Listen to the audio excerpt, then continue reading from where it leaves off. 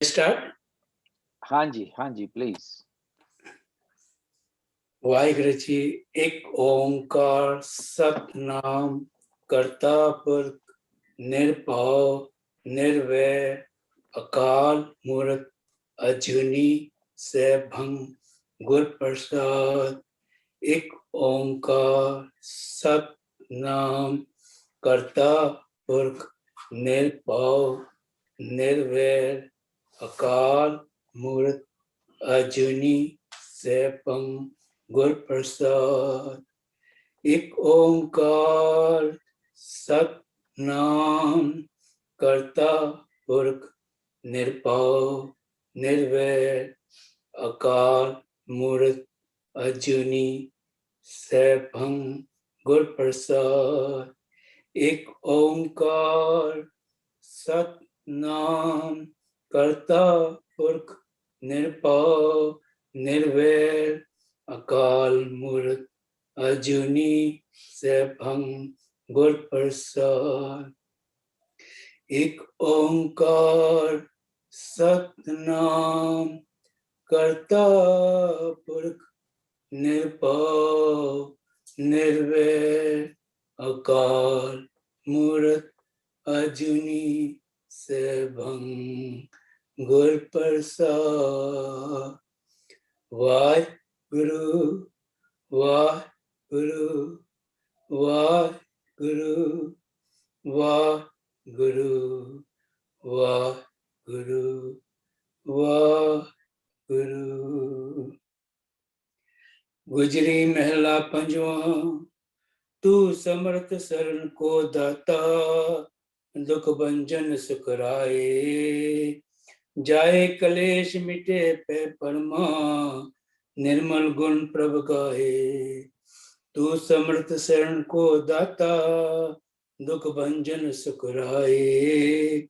जाए कलेश मिटे परमा जाए कलेश मिटे पे परमा निर्मल गुण प्रभ गाए। गोविंद तुझ बिन अवर न ठाऊं कर कृपा पार ब्रह्म स्वामी जपी तुम्हारा नाम। गोविंद तुझ बिन अवर न ठाऊं कर कृपा पार ब्रह्म स्वामी जपी तुम्हारा नाम राहो। सतगुर सेव लगे हर चरनी वडे पाग लिव लागी। कवल प्रकाश भये साध संगए दुर्मत बुत त्यागी। आठ पैर हर के गुण गावे सिमरे दीन दयाला। आप करे संगत सब उधरे मिन से सगल जंजाला। चरण आधार तेरा प्रभ स्वामी ओत पोत प्रभ सात। शरण पड़ियो नानक प्रभ तुमरी दे राख्यो हर हाथ। चरण आधार तेरा प्रभ स्वामी ओत पोत प्रभ सात। शरण पड़ियो नानक प्रभ तुमरी दे राख्यो हर हाथ। वाहिगुरु जी का खालसा वाहिगुरु जी की फतेह। I can't hold myself, Amarjit ji. Please. It's I don't know what you are eating or drinking. Progressing, your graph is going way up. ਇਸ ਕਰਕੇ ਅੱਜ ਸਿਰਫ ਇੱਕ ਗੱਲ ਆਪਾਂ ਕਰਨੀ ਸਾਰਾ it's been your pronunciation is getting way too good. Thank you. ਤੇ ਇਹ ਦੱਸੋ ਵੀ ਇਸ ਤੋਂ ਨਾ ਜਿਹੜਾ ਲਾਸਟ ਤੋਂ ਪਹਿਲਾ ਪੈਰਾਗ੍ਰਾਫ ਹੈ ਹਾਂਜੀ ਜਰਾ ਪੜਿਓ ਇੱਕ ਵਾਰੀ ਫੇਰ। ਆਠ ਪੈਰ ਹਰ ਕੇ ਗੁਣ ਗਾਵੇ ਸਿਮਰੇ। ਇਹ ਜਿਹੜਾ ਨਾ ਇੱਥੇ ਇਹ ਗਾਵੇ ਵੱਵੇ ਨੂੰ ਦੁਲਾਈਆਂ ਨੇ ਕਿ ਹਾਹੇ ਨੂੰ ਸਿਹਾਰੀ ਹੈ। I think ਇਹ ਹਾਹੇ ਨੂੰ ਸਿਹਾਰੀ ਹੈ। ਹਾਹੇ ਨੂੰ ਨਹੀਂ ਰਾਰਾ ਨੂੰ ਸਿਹਾਰੀ ਹੈ। ਸੌਰੀ ਰਾਰਾ ਨੂੰ ਬਿਹਾਰੀ ਸਿਹਾਰੀ। ਗਾਵੇ ਬੋਲ ਰਹੇ ਤੁਸੀਂ ਗਾਵੇ ਤੇ ਬੋਲ ਰਹੇ ਕੀ नहीं गावे हर गावे गावे गावे ते दो लावा बलका ते आ का मात्रा वाव में डबल अच्छा डबल ते अगला की लफ्ज है सिमरे सिमरे ते सिमरे दीन किस तरह लिखा हुआ है ससा ई मम्मा ससा सिहारी है मम्मा रारा ते डबल ऊपर की बोलते सिमरे परफेक्ट एक्सीलेंट जी लो थैंक आई थॉट के हाहा होएगा प्लूरल होएगा नहीं प्लूरल भी नहीं वेरी गुड यू जी गुरु सारिਆਂ ਨੂੰ ਇਸੇ ਤਰ੍ਹਾਂ ਹੀ ਮਿਹਰ ਕਰੇ एंड आई डिडंट ਕਿ ਜਦੋਂ प्रिपेयर दिस ਜਾਂ ਜਦੋਂ ਮਾਲਕ ਕਰਦਾ ਨਾ ਜੀ ਨਹੀਂ ਪ੍ਰੈਪਰੇਸ਼ਨ ਤੇ ਇੱਥੇ ਆ ਨਾ ਜੀ हाँ जी ਜਦੋਂ ਇੱਥੇ ਪ੍ਰੈਪਰੇਸ਼ਨ ਹੈ ਤੇ ਉਹ ਪਹਿਲੋਂ ਦੇ ਜੜ ਅੰਦਰ ਜੰਮੇ ਫਿਰ ਉੱਪਰ ਹੋਵੇ ਛਾਂ ਅੱਜ ਦੇ ਉਹਦੇ ਕੰਟੈਕਸਟ ਵਿੱਚ ਵੀ ਨਾ ਗੱਲ ਹੈਗੀ ਸੀ ਕਿ ਇੱਥੇ ਪਹਿਲੇ ਜੰਮਦੀ ਏ ਸ਼ੈ ਥਾਟ ਫੁਰਨਾ ਐਂਡੇਵਰ ਤੇ ਫਿਰ ਉੱਪਰ ਹੋਵੇ ਛਾਂ ਜਦ ਤੱਕ ਬੀਜ ਨਹੀਂ ਜੰਮਦਾ ਜੜ ਦੇ ਵਿੱਚ ਸਪਰਾਊਟ ਨਹੀਂ ਹੁੰਦਾ ਉਹ ਪੇੜ ਨਹੀਂ ਬਣਦਾ ਹੈ ਨਾ ਇਸੇ ਤਰ੍ਹਾਂ ਥਾਟ ਜਿਹੜੀ ਹੈ ਉਹ ਜਦੋਂ ਤੱਕ ਸਪਰਾਊਟ ਨਹੀਂ ਹੁੰਦੀ ਅਸੀਂ ਇਨਸੀਵ ਨਹੀਂ ਕਰਦੇ ਉਹ ਐਕਸ਼ਨ ਨਹੀਂ ਬਣ ਸਕਦੀ ਹੈ ਨਾ ਸੋ ਵੀ ਵਿਲ ਟਾਕ ਅੱਜ ਦੇ ਸ਼ਬਦ ਦੇ ਵਿੱਚ ਆਏਗੀ ਗੱਲ ਅੱਜ ਦੀ ਪੌੜੀ ਦੇ ਵਿੱਚ ਪਰ ਥੈਂਕ ਯੂ ਮਾਲਕ ਸਾਰਿਆਂ ਤੇ ਰਹਿਮਤ ਕਰੇ ਆਪਣੀ ਸਾਰੇ ਅਸੀਂ ਇਸੇ ਤਰ੍ਹਾਂ ਉਹਦੇ ਦਰੋਂ ਘਰੋਂ ਜਿਹੜਾ ਸ਼ੁੱਧ ਉਚਾਰਨ ਤੇ ਠੀਕ ਮੈਣਿਆਂ ਦੇ ਨਾਲ ਚੱਲੀਏ ਹਾਂਜੀ ਕਾਰਜ ਸਿੰਘ ਜੀ हाँ जी ਚੰਗਾ ਚੁੰਗਾ ਮਾਰ ਲਿਆ ਨਾ ਵੀਰ कोई नहीं करते हैं ਚਲ ਠੀਕ ਆ एक ओंकार सतगुर प्रसाद आखन जोर चुपै ना जोर जोर न मंगन देन न जोर जोर न राज माल मंसूर जोर न सुरती ज्ञान विचार जोर न जुगती छुटे संसार जिस हाथ जोर कर वेखै सोए नानक उत्तम नीच न कोय जिस हाथ जोर कर वेखे सोए नानक उत्तम नीच न कोय नानक नानक उत्तम नीच ना कोय हाँ जी वाहिगुरू खालसा वाहिगुरू जी फतेह ਤੁਸ਼ ਬੁੱਧੀ ਦੀ ਸਮਝ ਆ ਜਿਹੜੀ ਮੈਂ ਰੱਖਦਾ ਵਾਂ ਤੇ ਮੈਨੂੰ ਤੇ ਇਹ ਸਮਝ ਆਈ ਵੀ ਇਹ ਜਿਹੜੀ ਹੈ ਗੁਰੂ ਸਾਹਿਬ ਨੇ ਮੁੰਦਾ ਸੰਤੋਖ ਵਾਲੀਆਂ ਜਿਹੜੀਆਂ 4 ਸ਼ਬਦ ਉਚਾਰੇ ਸੀ ਤੇ ਫਿਰ ਉਹ ਸ਼ਬਦ ਅਗਲਾ ਸੀ ਵੀ ਇਹ ਰਾਤ ਜਿਤ ਪਰਵੜੀ ਚੜੀ ਹੋਈ ਕੀਸ ਉਹ ਤੇ ਵੀ ਉਦਾਂ ਹੀ ਚੱਲਣ ਡਿਆ ਜਿੱਦਾਂ ਇਹ ਜੋਗੀ ਬੜੇ ਹੱਠ ਕਰਦੇ ਨੇ ਬੜੇ ਜ਼ੋਰ ਕਰਦੇ ਨੇ ਸਪੈਸ਼ਲ ਐਫਰਟ ਕਰਦੇ ਨੇ ਪਰਮਾਤਮਾ ਨੂੰ ਮਿਲਣ ਦਾ ਤੇ ਗੁਰੂ ਸਾਹਿਬ ਨੇ ਉਸ ਹੱਠ ਦੀ ਗੱਲ ਕੀਤੀ ਹੈ ਜ਼ੋਰ ਦਾ ਮਤਲਬ ਉਹਨਾਂ ਦਾ ਹੱਠ ਕਰਨਾ ਓਕੇ ਜਦੋਂ ਮਨੁੱਖ ਦੇ ਕੋਲ ਹੱਠ ਹੁੰਦਾ ਨਾ ਇਹਦੇ ਕੋਲ ਸਹਿਜ ਨਹੀਂ ਹੋਏਗਾ ਪਰ ਜਿਹੜਾ ਗੁਰਮਤਿ ਦਾ ਰਸਤਾ ਵਾ ਜਿਸ ਰਸਤੇ ਦੇ ਅਸੀਂ ਪੰਧਾਊ ਆ ਉਹ ਸਹਿਜ ਵਾਲਾ ਰਸਤਾ ਵਾ ਉਹਦਾ ਹੱਠ ਨਾਲ ਲੈਣ ਦੇਣ ਕੋਈ ਨਹੀਂ ਹੱਠ ਕੀਤਿਆਂ ਸਗੋਂ ਮਨੁੱਖ ਆਪਣਾ ਕੰਮ ਖਰਾਬ ਕਰ ਪੈਂਦਾ ਅੱਛਾ ਤੇ ਜਿਸ ਤਰ੍ਹਾਂ ਗੁਰੂ ਸਾਹਿਬ ਦੇ ਜਪ ਤਪ ਕਰ ਸੰਜਮ ਥਾਕੀ ਹੱਠ ਨੇਗਰੇ ਨਾ ਪਾਈਏ ਕਹਿੰਦੇ ਵੀ ਕਈ ਲੋਕੀ ਜਪ ਤਪ ਕਰਦੇ ਨੇ ਆਪਣੇ ਆਪ ਨੂੰ ਟੋਰਚ ਕਰਦੇ ਨੇ ਇੱਕ ਲੱਤ ਖਲੋ ਕੇ ਸਿਮਰਨ ਕਰਦੇ ਨੇ ਠੰਡੇ ਪਾਣੀ ਦੇ ਵਿੱਚ, ਘੰਟੇ ਘੰਟੇ ਬੱਧੀ ਵਾਹਿਗੁਰੂ ਵਾਹਿਗੁਰੂ ਕਰੀ ਜਾਂਦੇ ਨੇ। ਇਹਨੂੰ ਹੱਠ ਕਹਿੰਦੇ ਆ। ਹੱਠ ਜਿੱਥੇ ਹੁੰਦਾ ਉੱਥੇ ਸਹਿਜ ਅਵਸਥਾ ਨਹੀਂ ਹੁੰਦੀ। ਤੇ ਹੱਠ ਨੇਗਰੇ ਪਾਈਏ, ਜਦੋਂ ਮਨੁੱਖ ਹੱਠ ਦੇ ਕਰਕੇ, ਜ਼ੋਰ ਕਰਕੇ, ਧੱਕਾ ਜ਼ੋਰੀ ਨਾਲ, ਹਿੱਕ ਦੇ ਜ਼ੋਰ ਨਾਲ ਪਰਮਾਤਮਾ ਨਾਲ ਸਾਂਝ ਬਣਾਉਣ ਦੀ ਕੋਸ਼ਿਸ਼ ਕਰਦਾ, ਤੇ ਗੁਰੂ ਸਾਹਿਬ ਕਹਿੰਦੇ ਏਦਾਂ ਤੇਰਾ ਪਿਆਰ ਉਹਦਾ ਨਾਂ ਨਹੀਂ ਪੈਣਾ। ਤੇ ਫਿਰ ਕਿੱਦਾਂ ਪੈਣਾ ਵਾ? ਨਾਨਕ ਸਹਿਜ ਮਿਲੇ ਜਗ ਜੀਵਨ, ਸਤਿਗੁਰ ਬੂਝ ਬੁਝਾਈਏ। ਸਹਿਜ ਅਵਸਥਾ ਦੇ ਵਿੱਚ ਸਤਿਗੁਰੂ ਬੂਝ ਬੁਝਾਈਏ। ਜਦੋਂ ਮਨੁੱਖ ਸਤਿਗੁਰੂ ਦੇ ਉਪਦੇਸ਼ ਨੂੰ ਇਨ ਬਿਨ ਮੰਨ ਲੈਂਦਾ ਵਾ, ਤੇ ਸਮਝ ਲਓ ਕਿ ਸਤਿਗੁਰੂ ਨੇ ਬੂਝ ਬੁਝਾ ਦਿੱਤੀ। ਬੂਝ ਬੁਝਾਉਣੇ ਦੀ ਟ੍ਰੇਨ ਕਰਨਾ ਜਾਂ ਸਿੱਖਿਆ ਦੇਣੀ। ਤੇ ਜਦੋਂ ਗੁਰੂ ਆਪਣੇ ਸਿੱਖ ਨੂੰ, ਆਪਣੇ ਪਾਸ਼ਕ ਨੂੰ ਇਹ ਟ੍ਰੇਨਿੰਗ ਦਿੰਦਾ, ਇਹ ਉਪਦੇਸ਼ ਦਿੰਦਾ ਵਾ, ਸਿੱਖਿਆ ਦਿੰਦਾ ਵਾ ਕਿ ਪੁੱਤਰ ਆਹ ਤਰੀਕਾ ਵਾ ਰੱਬ ਨੂੰ ਮਿਲਣ ਦਾ। ਇੱਥੇ ਗੁਰੂ ਸਾਹਿਬ ਨੇ ਕਿਹਾ ਵੀ ਕਈ ਲੋਕ ਹੱਠ ਕਰਦੇ ਆ ਤੇ ਪਰਮਾਤਮਾ ਦੀ ਗੱਲ ਕਰਨ ਦੀ ਕੋਸ਼ਿਸ਼ ਕਰਦੇ ਆ, ਹੈ। ਤੇ ਦੂਜੇ ਨੇ ਉਹ ਨੇ ਜਿਹਨੇ ਕਹਿੰਦੇ ਅਸੀਂ ਚੁੱਪ ਕੀਤੇ ਪਰਮਾਤਮਾ ਮਿਲ ਜਾਣਾ ਵਾ, ਅਸੀਂ ਜ਼ੁਬਾਨ ਖੋਲਣੀ ਨਹੀਂ, ਬੁੱਲ ਖੋਲਣੇ ਹੀ ਨਹੀਂ ਗੇ। ਉਹਨਾਂ ਦਾ ਇਹ ਹੁੰਦਾ ਵੀ ਜਦੋਂ ਮਨੁੱਖ ਗੱਲ ਕਰਦਾ ਵਾ, ਕਨਵਰਸੇਸ਼ਨ ਕਰਦਾ ਵਾ, ਤੇ ਕਈ ਤਰ੍ਹਾਂ ਦੇ ਜੱਬ ਪੈ ਜਾਂਦੇ ਆ।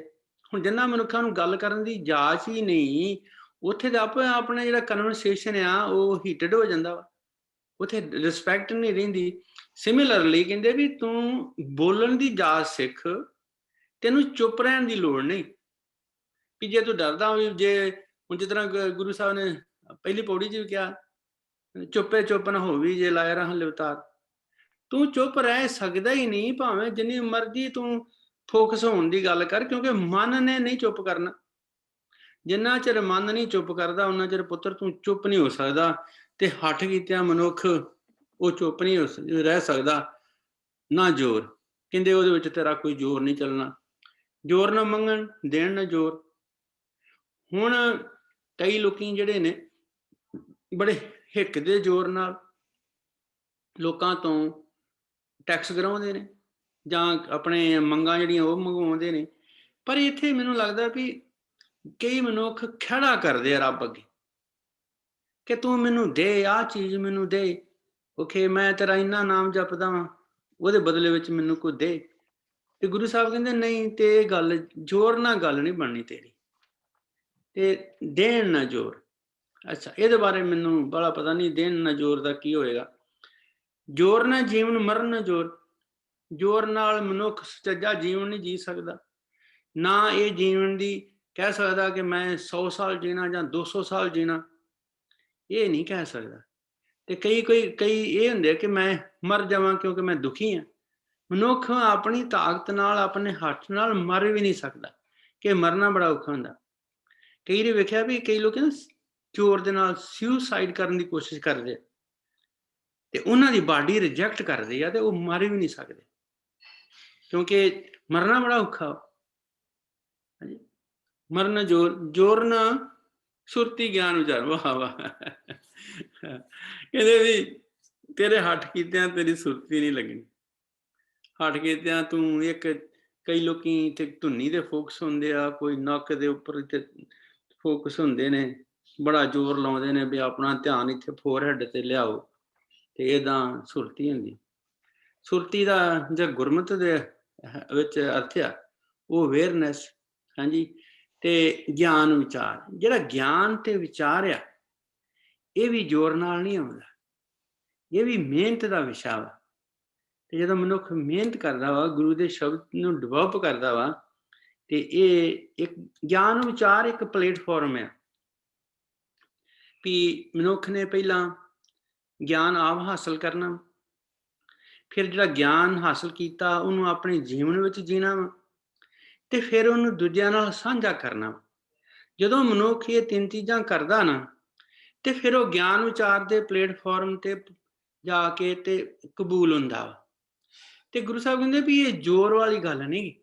ਹਾਂਜੀ, ਇਹ ਤੇ ਸਹਿਜ ਦੀ ਅਵਸਥਾ ਵਿੱਚ ਤੂੰ ਹਰ ਰੋਜ਼ 5, 10, 15 ਮਿੰਟ ਲਾਵੇਂ, ਤੇ ਇਹ ਤੇ ਆਪਣਾ ਫੋਕਸ ਰੱਖੇ, ਤੇ ਸਹਿਜੇ ਤੂੰ ਡਿਵੈਲਪ ਕਰਦਾ ਤੂੰ ਤੇਰੀ ਸੁਰਤ ਵੀ ਲੱਗਣ ਲੱਗ ਜਾਏਗੀ, ਤੂੰ ਅਵੇਅਰਨੈਸ 'ਚ ਵੀ ਆ ਜਾਏਗਾ, ਤੇ ਤੇਰੇ ਕੋਲ ਗਿਆਨ ਵੀ ਹੋਏਗਾ, ਤੇ ਤੈਨੂੰ ਐਕਸਪਲੇਨੇਸ਼ਨ ਦੀ ਜਾਂਚ ਵੀ ਆ ਜਾਏਗੀ ਕਿ ਕਿੱਦਾਂ ਤੂੰ ਗੱਲ ਕਰਨੀ ਦੂਜਿਆਂ ਨਾਲ, ਜਦੋਂ ਕਿ ਗੁਰੂ ਦੇ ਉਪਦੇਸ਼ ਦੂਜਿਆਂ ਨੂੰ ਸਾਂਝਾ ਕਰਨਾ।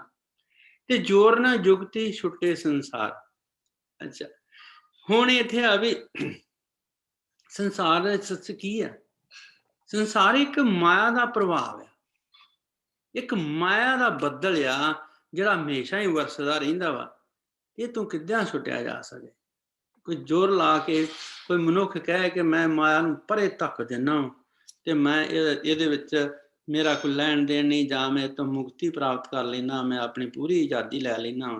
ਗੁਰੂ ਸਾਹਿਬ ਕਹਿੰਦੇ ਕੋਈ ਜੇ ਕੋਈ ਮਨੁੱਖ ਜ਼ੋਰ ਨਾਲ ਜੁਗਤੀ ਦੀ ਵਿਧੀ ਸੰਸਾਰ ਵਿੱਚ ਮੁਕਤ ਹੋਣ ਦੀ ਕੋਈ ਜੁਗਤੀ ਜਿਹੜੀ ਆ ਉਹ ਕਰਨ ਦੀ ਕੋਸ਼ਿਸ਼ ਕਰੇ ਤੇ ਇਹ ਵੀ ਗੱਲ ਨਹੀਂ ਹੋਣੀ। ਜਿਸ ਹੱਥ ਜ਼ੋਰ ਕਰ ਵੇਖੇ ਸੋਏ। ਹੁਣ ਦੋ ਚੀਜ਼ਾਂ ਨੇ ਕਿ ਜਿਹੜੇ ਮਨੁੱਖ ਤਗੜੇ ਹੁੰਦੇ ਨੇ, ਪੋਲੀਟੀਸ਼ੀਅਨ ਵਗੈਰਾ ਜਾਂ ਸਰਮਾਏਦਾਰ, ਉਹ ਉਹਨਾਂ ਦਾ ਹਿੱਕ ਦਾ ਜ਼ੋਰ ਹੁੰਦਾ। ਕਈ ਸਰਮਾਏਦਾਰ ਹੁੰਦੇ ਆ, ਆਪਣੇ ਹਿੱਕ ਦੇ ਜ਼ੋਰ ਨਾਲ ਉਹ ਆਪਣੇ ਐਮਪਲਾਈਆਂ ਨੂੰ ਮਿਸਟਰੀਟ ਕਰਦੇ ਆ। ਜਿਹੜੇ ਕਈ ਪੋਲੀਟੀਸ਼ੀਅਨ ਹੁੰਦੇ ਆ ਜਿਹੜੇ ਉਹਨਾਂ ਦੇ ਵਿਰੋਧੀ ਹੁੰਦੇ ਆ, ਉਹ ਆਪਣੇ ਹਿੱਕ ਦੇ ਜ਼ੋਰ ਨਾਲ ਉਹਨਾਂ ਨੂੰ ਫੇਲ ਕਰਨ ਦੀ ਕੋਸ਼ਿਸ਼ ਕਰਦੇ ਆ, ਉਹਨਾਂ ਨੂੰ ਡਾਊਨਗ੍ਰੇਡ ਕਰਨ ਦੀ ਕੋਸ਼ਿਸ਼ ਕਰਦੇ ਆ। ਅੱਛਾ, ਤੇ ਦੂਜੀ ਇਹ ਗੱਲ ਹੈ ਵੀ ਜਿਹੜਾ ਹਰੇ ਦਾ ਸਾਰਾ ਜ਼ੋਰ ਹੈ ਨਾ, ਇਸ ਸਾਰੇ ਜ਼ੋਰ ਦਾ ਜੋ ਵੀ ਸੰਸਾਰ ਵਿੱਚ ਵਿਚਰ ਰਿਹਾ ਵਾ, ਉਹਦਾ ਕੰਟਰੋਲ ਸੱਚੇ ਪਾਤਸ਼ਾਹ ਕੋਲ ਹੈ ਤੇ ਉਹ ਹੀ ਕਰ ਵੇਖਦਾ। ਅੱਛਾ, ਤੇ ਇਨ ਏ ਮਿਊਨਿਸਪਲ ਥੋੜਾ ਜਿਹਾ ਸਮਾਲ ਫੋਰਮ ਦੇ ਵਿੱਚ ਜਿਹੜਾ ਇਹ ਵੱਡਾ ਪਾਤਸ਼ਾਹ ਵਾ, ਕੋਟ ਬ੍ਰਹਮੰਡ ਕੋ ਠਾਕਰ ਸੁਆਮੀ, ਉਹ ਸਾਡੇ ਵਿੱਚ ਵੀ ਵਿਚਰਦਾ। ਅੱਛਾ, ਤੇ ਇਹਦੇ ਵਿੱਚ ਸਾਡੇ ਜ਼ੋਰ ਵਿੱਚ ਕਰਨ ਵਿੱਚ ਵੀ ਅਸੀਂ ਵੀ ਜ਼ੋਰ ਕਰਦੇ ਹਾਂ। ਜਿਸ ਹੱਥ ਜ਼ੋਰ ਕਰ ਵੇਖੇ ਸੋਏ, ਨਾਨਕ ਉੱਤਮ ਨੀਚ ਨਾ ਕੋਈ। ਗੁਰੂ ਸਾਹਿਬ ਕਹਿੰਦੇ ਆ ਵੀ ਹੇ ਨਾਨਕ, ਕੋਈ ਜੰਮਦਾ ਮਨੁੱਖ ਉੱਤਮ ਨਹੀਂ ਹੁੰਦਾ, ਅੱਵਲ ਦਰਜੇ ਦਾ। ਕੋਈ ਨੀਚ ਅੱਵਲ ਦਰਜੇ ਦਾ ਨਿਕੰਮਾ ਨਹੀਂ ਹੁੰਦਾ। ਪਰਮਾਤਮਾ ਨੇ ਕਿਸੇ ਮਨੁੱਖ ਨੂੰ ਉੱਤਮ ਜਾਂ ਨੀਚ ਨਹੀਂ ਬਣਾਇਆ, ਇਹ ਆਪ ਬਣ ਜਾਂਦਾ। ਜਦੋਂ ਮੇਰੇ ਖਿਆਲਾਤ ਨੀਚਾਂ ਵਾਲੇ ਨੇ ਤੇ ਮੈਂ ਨੀਚ ਬਣ ਜਾਵਾਂਗਾ, ਤੇ ਜੇ ਮੇਰੇ ਖਿਆਲ ਸੁਚੱਜੇ ਨੇ, ਸਦਾਚਾਰਕ ਨੇ, ਸਤਿਕਾਰਯੋਗ ਨੇ, ਤੇ ਮੈਂ ਉੱਤਮ ਬਣ ਜਾਵਾਂਗਾ। ਹੁਣ ਇੱਥੇ ਉਹ ਗੱਲ ਨਹੀਂ ਹੈਗੀ ਕਿ ਤੂੰ ਬ੍ਰਾਹਮਣ ਆ ਤੇ ਤੂੰ ਉੱਚੀ ਜਾਤ ਦਾ ਵਾ, ਤੇ ਮੈਂ ਸ਼ੂਦਰ ਆ ਤੇ ਮੈਂ ਨੀਵੀਂ ਜਾਤ ਦਾ ਵਾ। ਇਹੋ ਜਿਹੀ ਗੱਲ ਗੁਰੂ ਸਾਹਿਬ ਨੇ ਕਿਹਾ ਵਾ ਕਿ ਉੱਤਮ ਨੀਚ ਮਨੁੱਖ ਕੋਈ ਨਹੀਂ ਹੁੰਦਾ। ਮਨੁੱਖ ਦੇ ਜੇ ਕਰਤੱਵ ਜਿਹੜੇ ਨੇ ਉਹ ਹੀ ਉੱਚੇ ਤੇ ਨੀਵੇਂ ਮਨੁੱਖ ਨੂੰ ਕਰਦੇ ਨੇ। ਚੰਗਿਆਈਆਂ ਬੁਰਾਈਆਂ ਵਾਚੇ ਧਰਮ ਹਦੂਰ, ਕਰਮੀ ਆਪੋ ਆਪਣੀ ਕੇ ਨੇੜੇ ਕੇ ਦੂਰ। ਮਨੁੱਖ ਆਪਣੇ ਕਰਮਾਂ ਕਰਕੇ ਪਰਮਾਤਮਾ ਦੇ ਨੇੜੇ ਰਹਿੰਦਾ ਤੇ ਆਪਣੇ ਭੈੜਿਆਂ ਕਰਮਾਂ ਕਰਕੇ ਪਰਮਾਤਮਾ ਤੋਂ ਦੂਰ ਹੁੰਦਾ ਜਾਂਦਾ ਵਾ। ਜਿੰਨਾ ਚਿਰ ਮਨੁੱਖ ਪਰਮਾਤਮਾ ਦੀ ਹਜ਼ੂਰੀ ਦੇ ਵਿੱਚ ਜੀਵਨ ਬਤੀਤ ਕਰਦਾ ਵਾ, ਉਹਨਾਂ ਚਿਰ ਇਹ ਪਰਮਾਤਮਾ ਨਾਲ ਜੁੜਿਆ ਰਹਿੰਦਾ ਵਾ, ਇਹ ਚੰਗਿਆਈਆਂ ਕਰਦਾ ਵਾ, ਇਹਦੇ ਚੰਗੇ ਕਰਮ ਹੁੰਦੇ ਆ। ਤੇ ਜਦੋਂ ਇਹ ਡਿਸਕਨੈਕਟ ਹੋ ਜਾਂਦਾ ਤੇ ਸਮਝ ਲਓ ਕਿ ਜੱਬ ਪੈ। Thank you. ਥੈਂਕ ਯੂ ਕਾਰ ਸਿੰਘ ਜੀ, ਧੰਨਵਾਦ ਬਹੁਤ ਬਹੁਤ। ਕਿਸੇ ਹੋਰ ਵੀਰ ਭੈਣ ਨੇ ਇਹਦੇ ਚ ਆਪਣਾ ਵਿਊ ਸ਼ੇਅਰ ਕਰਨਾ ਹੋਵੇ? No? All right. ਕਾਫੀ ਗੱਲਾਂ ਦੇ ਨਾਲ ਮੇਰੀ ਜਿਹੜੀ ਥਾਟ ਪ੍ਰੋਸੈਸ ਹੈ ਉਹਦੀ ਸਹਿਮਤੀ ਹੈ ਕਾਰ ਸਿੰਘ ਵੀਰ ਜੀ ਨਾਲ। ਕੁਝ ਕੁ ਗੱਲਾਂ ਦੇ ਨਾਲ ਨਹੀਂ ਹੈ ਤੇ ਮੈਨੂੰ ਸਮਝ ਨਹੀਂ ਸੀ ਆ ਰਹੀ ਕਿ ਮੈਂ ਕਿਵੇਂ ਸ਼ੁਰੂ ਕਰਾਂ। I guess ਕਿ I have to do the whole thing. ਮੈਨੂੰ ਮਾਫ ਕਰਨਾ। ਸਭ ਤੋਂ ਪਹਿਲੇ ਜਦੋਂ ਅਸੀਂ ਕੋਸ਼ਾਂ ਦੇ ਵਿੱਚ ਜਾਂਦੇ ਹਾਂ ਤੇ ਜਿਹੜਾ ਲਫ਼ਜ਼ ਹੈ ਜ਼ੋਰ, ਇਹ ਪੰਜਾਬੀਅਤ ਹੈ, ਇਹਦਾ ਤਦ ਭਾਵ ਹੈ। ਪਰ ਜਿਹੜਾ ਇਹਦਾ ਓਰੀਜਨਲ ਉਚਾਰਨ ਦੇ ਵਿੱਚ ਅਕਸਰ ਇੱਕ ਗੱਲ ਆਉਂਦੀ ਹੈ ਕਿ ਜਿਹੜਾ ਲਫ਼ਜ਼ ਜਿਹੜੀ ਭਾਸ਼ਾ ਤੋਂ ਆਇਆ, ਅਸੀਂ ਉਸ ਭਾਸ਼ਾ ਦਾ ਲਫ਼ਜ਼ ਮੰਨ ਕੇ ਚੱਲਦੇ ਹਾਂ ਤੇ ਉਹਦਾ ਉਚਾਰਨ ਵੀ ਉਹੀ ਕਰਦੇ ਹਾਂ। ਜਿਸ ਤਰ੍ਹਾਂ ਅਸੀਂ ਕਹਿੰਦੇ ਹਾਂ ਜ਼ੇਰ, ਜ਼ਬਰ, ਅਸੀਂ ਉਹਨੂੰ ਜ਼ਬਰ ਨਹੀਂ ਕਹਿੰਦੇ। ਯਕ ਅਰਜ਼ ਗੁਫਤਮ ਪੇਸ਼ ਤੋਂ ਦਰ, ਤੇ ਅਸੀਂ ਉੱਥੇ ਗੁਪਤਮ ਨਹੀਂ ਕਹਿੰਦੇ, ਗੁਫਤਮ ਕਹਿੰਦੇ ਆ। ਦਰਗਾਹ ਜਦੋਂ ਕਹਿੰਦੇ ਆ ਤੇ ਅਸੀਂ ਦਰਗਾਹ ਕਹਿੰਦੇ ਆ, ਦਰਗਾਹ ਨਹੀਂ ਕਹਿੰਦੇ। ਇਹ ਸਾਰੇ ਜਿੰਨੇ ਵੀ ਫਾਰਸੀ ਦੇ ਲਫ਼ਜ਼ ਨੇ ਜਾਂ ਅਰਬੀ ਦੇ ਲਫ਼ਜ਼ ਨੇ, ਅਸੀਂ ਉਹਨਾਂ ਨੂੰ ਉਹਨਾਂ ਦੀ ਓਰੀਜਨਲ ਸ਼ੇਪ ਦੇ ਵਿੱਚ ਬੋਲਣਾ ਚਾਹੁੰਦੇ ਹਾਂ। ਅੱਲਾਹ, ਅਸੀਂ ਅੱਲਾਹ ਨਹੀਂ ਕਹਿੰਦੇ। ਬੋਲੇ ਸ਼ੇਖ ਫਰੀਦ ਪਿਆਰੇ ਅੱਲਾਹ ਲੱਗੇ, ਉਹ ਨਹੀਂ ਕਹਿੰਦੇ ਅਸੀਂ ਕਹਿੰਦੇ ਆ ਪਿਆਰੇ ਅੱਲਾਹ ਲੱਗੇ। ਅੱਲੇ ਨੂੰ ਹਾਹਾ ਹੋਵੇ, ਸੌਰੀ, ਅੱਲਾਹ ਦੇ ਨਾਲ ਹਾਹੇ ਨੂੰ ਔਂਕੜ ਹੋਵੇ, ਹਾਹੇ ਨੂੰ ਸਿਹਾਰੀ ਹੋਵੇ, ਅਸੀਂ ਉਹਨੂੰ ਅੱਲਾਹ ਹੀ ਪੜ੍ਹਨਾ ਹੈ, ਅੱਲਾਹ ਨਹੀਂ ਪੜ੍ਹਨਾ, ਅੱਲੋਹ ਨਹੀਂ ਪੜ੍ਹਨਾ। ਗੁਰਬਾਣੀ ਦੇ ਭਾਸ਼ਾ ਐਂਡ ਗੁਰਬਾਣੀ ਦੇ ਉਚਾਰਨ ਦੇ ਮੁਤਾਬਕ। ਇੱਥੇ ਜਦੋਂ ਅਸੀਂ ਗੁਰੂ ਗ੍ਰੰਥ ਕੋਸ਼ ਆਪਣਾ ਪਹਿਲੇ ਮਹਾਨ ਕੋਸ਼ 'ਚ ਜਾਂਦੇ ਹਾਂ, ਉੱਥੇ ਉਹਨਾਂ ਨੇ ਸਿਰਫ ਭਾਈ ਕਾਹਨ ਸਿੰਘ ਨਾਭਾ ਨੇ ਕੀਤਾ ਜੋੜ ਮਿਲਾਪ, ਟੂਟਤ ਨਹੀਂ ਜੋਰ, ਕਾਨੜਾ ਮਿਲਾ ਪੰਜਵਾਂ, ਰੇ ਮਨ ਮੇਰੇ ਤੂੰ ਹਰ ਸਿਉ ਜੋਰ। ਤੇ ਫਾਰਸੀ ਦਾ ਦੂਸਰਾ ਦੇਤਾ ਜ਼ੋਰ, ਸੰਗਿਆ, ਬਲ, ਜ਼ੋਰ ਜ਼ੁਲਮ ਫੂਲੇ ਘਣੋ। ਹੁਣ ਉਹਨਾਂ ਨੇ ਦੋਵੇਂ ਗੱਲਾਂ ਕਰਤੀਆਂ। ਗੁਰਚਰਨ ਸਿੰਘ ਕੋਸ਼ ਨੇ ਗੁਰੂ ਗ੍ਰੰਥ ਕੋਸ਼ ਵਾਲੇ ਡਾਕਟਰ ਗੁਰਚਰਨ ਸਿੰਘ ਨੇ 7 ਮਹੀਨੇ ਲਏ ਹੈ। ਇੱਕ ਹੈਗਾ ਬਲ, ਆਸਰਾ, ਤੁਸੀਂ ਸਾਰੇ ਦੇਖ ਸਕਦੇ ਹੋ, ਵਸ, ਤਾਕਤ ਵਿੱਚ, ਆਖਣ ਜ਼ੋਰ ਚ ਪੈਣਾ ਜ਼ੋਰ, ਸ਼ਕਤੀ, ਸਮਰੱਥਾ, ਜਿਸ ਹੱਥ ਜ਼ੋਰ ਕਰ ਵੇਖਿਆ ਸੋਏ। ਨਾਲ ਉਹਨਾਂ ਨੇ ਮੈਨੇ ਵੀ ਐਗਜ਼ਾਮਪਲਾਂ ਵੀ ਦਿੱਤੀਆਂ। ਧੱਕਾ, ਗੁਰਮੁਖ ਜੋਰ ਕਰੇ ਕਿਆ ਤਿਸ ਨੂੰ ਆਪੇ ਖੱਪ ਦੁੱਖ ਪਾਵਣਿਆ। ਪੰਜਵਾਂ ਜੋੜ, ਭਾਵ ਜੁੜਨਾ, ਮਿਲਾਪ, ਰੇ ਮਨ ਮੇਰੇ ਤੂੰ ਹਰ ਸਿਉ ਜੋਰ। ਛੇਵਾਂ ਹੱਠ, ਜੋਰਾਵਰੀ, ਸ਼ੇਖਾ ਅੰਦਰੋਂ ਜੋਰ ਛੱਡ ਤੂੰ ਭਾਉ ਕਰ ਝੱਲ ਗਵਾਏ। ਤੇ 7ਵਾਂ ਹੈਗਾ ਅਧਿਕਤਾ, ਐਕਸੈਸਿਵਨੈਸ, ਅੰਤਰ ਜੋਰ ਹਉਮੈ ਤਨ ਮਾਇਆ ਕੂੜੀ ਆਵੇ ਜਾਏ। ਸੋ ਇਹ ਪੌੜੀ ਦੇ ਵਿੱਚ ਵੀ ਜ਼ੋਰ ਜਿਹੜਾ ਏ, ਮੈਨੂੰ ਏਦਾਂ ਲੱਗਦਾ ਵੀ ਜ਼ੋਰ ਮੈਨੇ ਜ਼ਬਰਦਸਤੀ ਜਾਂ ਜਿਸ ਤਰ੍ਹਾਂ ਕਿਧਰੇ ਧੱਕਾ ਮਤਲਬ ਜਦੋਂ ਮੈਂ ਆਪਣਾ ਆਪ ਕਿਸੇ ਤੇ ਮੁਲੱਵਸ ਕਰਨਾ ਚਾਹਵਾਂ, when I enjoin upon, ਜਾਂ ਜਦੋਂ ਮੈਂ ਜ਼ੋਰ ਦਿੱਤਾ ਹੋਵੇ ਕਿਸੇ ਇੱਕ ਗੱਲ ਤੇ। ਸੋ ਇਸ ਤਰ੍ਹਾਂ ਦੇ ਮੈਨਿਆਂ ਦੇ ਨਾਲ ਇਹਨੂੰ ਸਮਝਿਆ ਸੀ ਪੌੜੀ ਨੂੰ। ਸਭ ਤੋਂ ਪਹਿਲੇ ਜਿਸ ਤਰ੍ਹਾਂ ਅਸੀਂ ਦੇਖਦੇ ਹਾਂ ਵੀ ਅਖੀਰਲੀਆਂ ਪੌੜੀਆਂ ਦੇ ਵਿੱਚ, ਅਸੀਂ ਅਖੀਰਲੀਆਂ ਲਾਈਨਾਂ ਦੇ ਵਿੱਚ ਪੌੜੀ ਦੇ ਮੇਨ ਜਿਹੜੀ ਥਾਟ ਹੈ ਉਹਨੂੰ ਅਸੀਂ ਲੱਭਦੇ ਹਾਂ। ਘਰ ਸਿੰਘ ਨੇ ਬਿਲਕੁਲ ਠੀਕ ਕਿਹਾ ਸੀਗਾ ਕਿ ਮਿਲਦੀਆਂ ਜੁਲਦੀਆਂ ਪਹਿਲੀਆਂ ਆਦੇਸ਼ ਦੀਆਂ ਪੌੜੀਆਂ ਨੇ। ਭਈ ਸਾਡਾ ਥਾਟ ਕਿੱਥੋਂ ਚੱਲਿਆ? ਮਿਲਾਪ ਦਾ। ਭਈ ਜੋਗ ਕਿਹੜਾ ਹੈਗਾ, ਐਸਾ ਜੋਗ ਕਮਾਵੇਂ ਜੋਗੀ।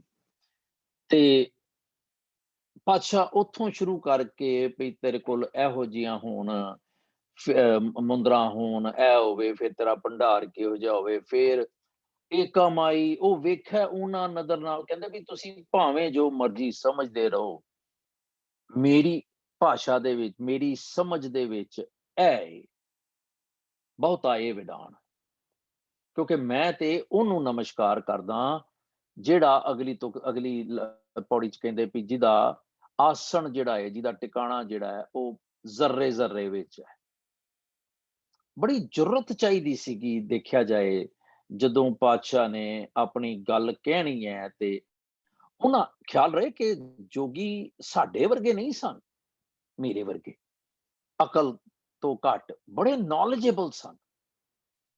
ਇੱਕ ਪੂਰੇ ਰਾਹ ਨੂੰ ਉਹ ਰੁਸ਼ਨਾ ਰਹੇ ਸਨ, ਇੱਕ ਵੇ ਆਫ ਥਾਟ ਨੂੰ ਲੈ ਕੇ ਚੱਲ ਰਹੇ ਸਨ, ਔਰ ਸਾਰੀ ਦੁਨੀਆ ਨੂੰ ਆਪਣੇ ਨਾਲ ਜੋੜ ਰਹੇ ਸਨ। ਉਹਨਾਂ ਦਾ ਗੁਰੂ ਸਾਹਿਬ ਦੇ ਨਾਲ ਡਿਸਕਸ ਕਰਨਾ, ਐਂਡ ਨਾਟ ਓਨਲੀ ਡਿਸਕਸ ਕਰਨਾ ਬਲਕਿ ਕਨਵਿੰਸ ਹੋ ਜਾਣਾ at the end of the day. ਜਦੋਂ ਅਚਲ ਵਟਾਲੇ ਉਹ ਕਨਵਿੰਸ ਹੋ ਗਏ ਨੇ। ਐਂਡ ਜਦੋਂ ਅਸੀਂ ਪੜ੍ਹਦੇ ਹਾਂ ਜਾਂ ਸਮਝਣਾ ਚਾਹੁੰਦੇ ਹਾਂ ਸਿੱਧ ਗੋਸ਼ ਨੂੰ, ਤੇ ਉਹ ਮੰਨ ਲੈਂਦੇ ਨੇ ਤੇ ਫਿਰ ਕਹਿੰਦੇ ਨੇ ਕਿ ਧੰਨ ਨਾਨਕ ਤੇਰੀ ਵੱਡੀ ਕਮਾਈ। ਉਹ ਮੰਨਦੇ ਨੇ ਪਾਸ਼ਾ ਤੂੰ ਬਈ ਨਾਨਕਾ ਤੂੰ ਕਮਾਲ ਹੈ, ਤੂੰ ਬੜੀ ਵੱਡੀ ਕਮਾਈ ਹੈ ਤੇਰੀ, ਕਿ ਇਨਡਾਇਰੈਕਟਲੀ ਸਾਡੇ ਵਰਗਿਆਂ ਨੂੰ ਤੂੰ ਕਨਵਿੰਸ ਕਰ।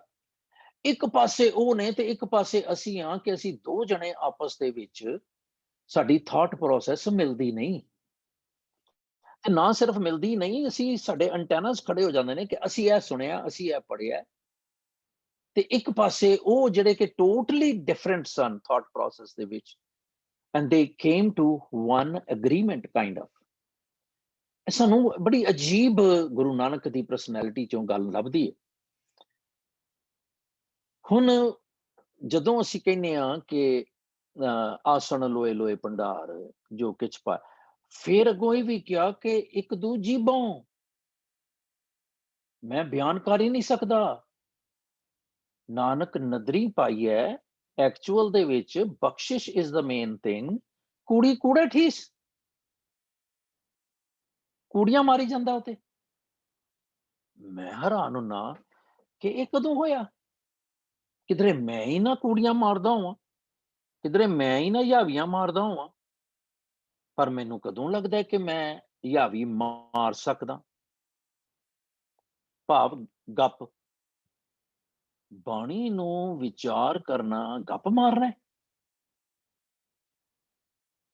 ਪਰ ਪਾਤਸ਼ਾਹ ਕਹਿੰਦੇ ਨੇ ਇਹਦਾ ਮਤਲਬ ਹੈ ਕਿ ਖਿਆਲ ਰਹੇ, ਮੈਂ ਆਪਣੇ ਆਪ ਨੂੰ ਸੁਚੇਤ ਰੱਖਾਂ ਕਿ ਮੈਂ ਕਿਧਰੇ ਬਗੈਰ ਲੌਜਿਕ ਦੇ ਕੋਈ ਗੱਲ ਨਾ ਕਹਿ ਦਿਆਂ, ਨਹੀਂ ਤੇ ਮੇਰੀ ਵੀ ਕੂੜੀ ਠੀਸ ਹੋ ਜਾਏਗੀ, ਮੇਰੀ ਵੀ ਗੱਪ ਹੋ ਜਾਏਗੀ। ਫਿਰ ਪਾਤਸ਼ਾਹ ਕਹਿੰਦੇ ਐਸ ਪੌੜੀ ਦੇ ਵਿੱਚ ਕਿ ਜਿਸ ਹੱਥ ਜ਼ੋਰ ਕਰ ਵੇਖੈ ਸੋਏ। ਜ਼ੋਰ ਕਿਹਦੇ ਵਿੱਚ ਹੈ? ਮਾਲਕ ਦੇ ਵਿੱਚ। ਤੂੰ ਕਰਨ ਕਾਰਨ ਸਮਰੱਥ ਹੈ ਕਰਤੇ, ਮੈਂ ਤੁਝ ਬਿਨਾ ਵਰਨਾ ਕੋਈ। ਮੈਂ ਮੰਨਦਾ। Do I agree with that? ਮੈਂ ਬੋਲਦਾ ਪਿਆ, ਮੈਨੂੰ ਤੇ ਲੱਗਦਾ ਕਿ ਮੈਂ ਬੋਲਦਾ ਪਿਆ। ਮੈਂ ਹੁਣੇ ਆਪਣੀ ਗੱਲ ਸ਼ੁਰੂ ਕੀਤੀ ਤੇ ਮੈਂ ਕਿਹਾ ਕਿ ਮੈਂ ਕੁਝ ਗੱਲਾਂ ਨਾਲ ਮੁਤਫਿਕ ਨਹੀਂ। ਇਹਦਾ ਮਤਲਬ ਮੈਂ ਸੋਚਣਾ ਪਏਗਾ ਮੈਨੂੰ ਕਿ ਮੈਂ ਉਹਦੀ ਸਮਰੱਥਾ, ਉਹਦੀ ਸਮਰੱਥਾ ਨੂੰ ਕਿਸ ਹੱਦ ਤੱਕ ਕਬੂਲਦਾ। ਫਿਰ ਪਾਤਸ਼ਾਹ ਕਹਿੰਦੇ ਨੇ ਕਿ ਜਿਸ ਹੱਥ ਜ਼ੋਰ ਕਰ ਵੇਖਿਆ, ਜ਼ੋਰ ਮੈਨੇ ਤਾਕਤ, ਜਿਹੜੀ ਆਪਾਂ ਹੁਣੇ ਪੜਿਆ 6-7 ਨੇ, ਤੇ ਉਹਦੇ ਵਿੱਚ ਜ਼ੋਰ ਵੀ ਹੈਗਾ, ਉਹਦੇ ਵਿੱਚ ਤਾਕਤ ਵੀ ਹੈਗੀ ਹੈ, ਉਹਦੇ ਵਿੱਚ ਸ਼ਕਤੀ ਵੀ ਹੈ, ਸਮਰੱਥਾ ਵੀ ਹੈ। ਇਹ ਮੈਂ ਦੇਖਾਂ ਕਿ ਮੈਂ ਉਹਦੇ ਜ਼ੋਰ ਨੂੰ, ਜਿਸ ਹੱਥ ਜ਼ੋਰ, ਹੁਣ ਉਹ ਤੇ ਹੱਥ ਤੇ ਉਸੇ ਦਾ ਹੀ ਹੈ, ਸਿਰਫ ਤਾਕਤ ਵੀ ਉਸੇ ਦੀ ਹੈ, ਤੇ ਮੈਂ ਕਰ ਵੇਖਿਆ ਸੋਏ ਤੇ ਕਰਦਾ ਵੀ ਉਹ ਹੈ। Do I agree with that? ਤੇ if I agree with that, ਤੇ ਫਿਰ ਨਾਨਕ ਉੱਤਮ ਨੀਚ ਨਾ ਕੋਈ। ਹੁਣ ਇੱਥੇ ਮੇਰਾ ਖਿਆਲ ਵੀ ਪਾਤਸ਼ਾਹ ਕਿੱਦਾਂ ਮੈਨੂੰ ਪਰੋਸ ਕੇ ਦਿੰਦੇ ਨੇ, ਪਰ ਨਾਲ ਮੈਨੂੰ ਇਹ ਵੀ ਦੇਖਦੇ ਨੇ ਕਿ ਇਹ ਅਵੇਅਰਨੈਸ ਵੀ ਹੈਗੀ ਹੈ ਕਿ ਨਹੀਂ, ਇਹਨੂੰ ਹੋਸ਼ ਵੀ ਹੈਗਾ ਕਿ ਨਹੀਂ, ਇਹ ਚੇਤਨ ਵੀ ਹੈਗਾ ਕਿ ਨਹੀਂ, ਇਹ ਐਵੇਂ ਹੀ ਸੁਣ ਕੇ ਤੇ ਚਲਾ ਗਿਆ। ਦੂਜੀ ਪੌੜੀ ਵਿੱਚ ਮੇਰਾ ਧਿਆਨ ਚਲਾ, ਪਹਿਲੀ ਪੌੜੀ ਚ ਜਾਂ ਦੂਸਰੀ ਪੌੜੀ ਚ, ਜਦੋਂ ਪਾਤਸ਼ਾਹ ਕਹਿੰਦੇ ਨੇ ਕਿ ਹੁਕਮੀ ਉੱਤਮ ਨੀਚ ਤੇ ਹੁਕਮ ਲਿਖ ਦੁੱਖ ਸੁਖ ਪਾਈਏ। ਉੱਤਮ ਤੇ ਨੀਚ ਜਿਹੜਾ ਹੈ ਉਹ ਹੁਕਮ ਦੇ ਵਿੱਚ ਹੈ,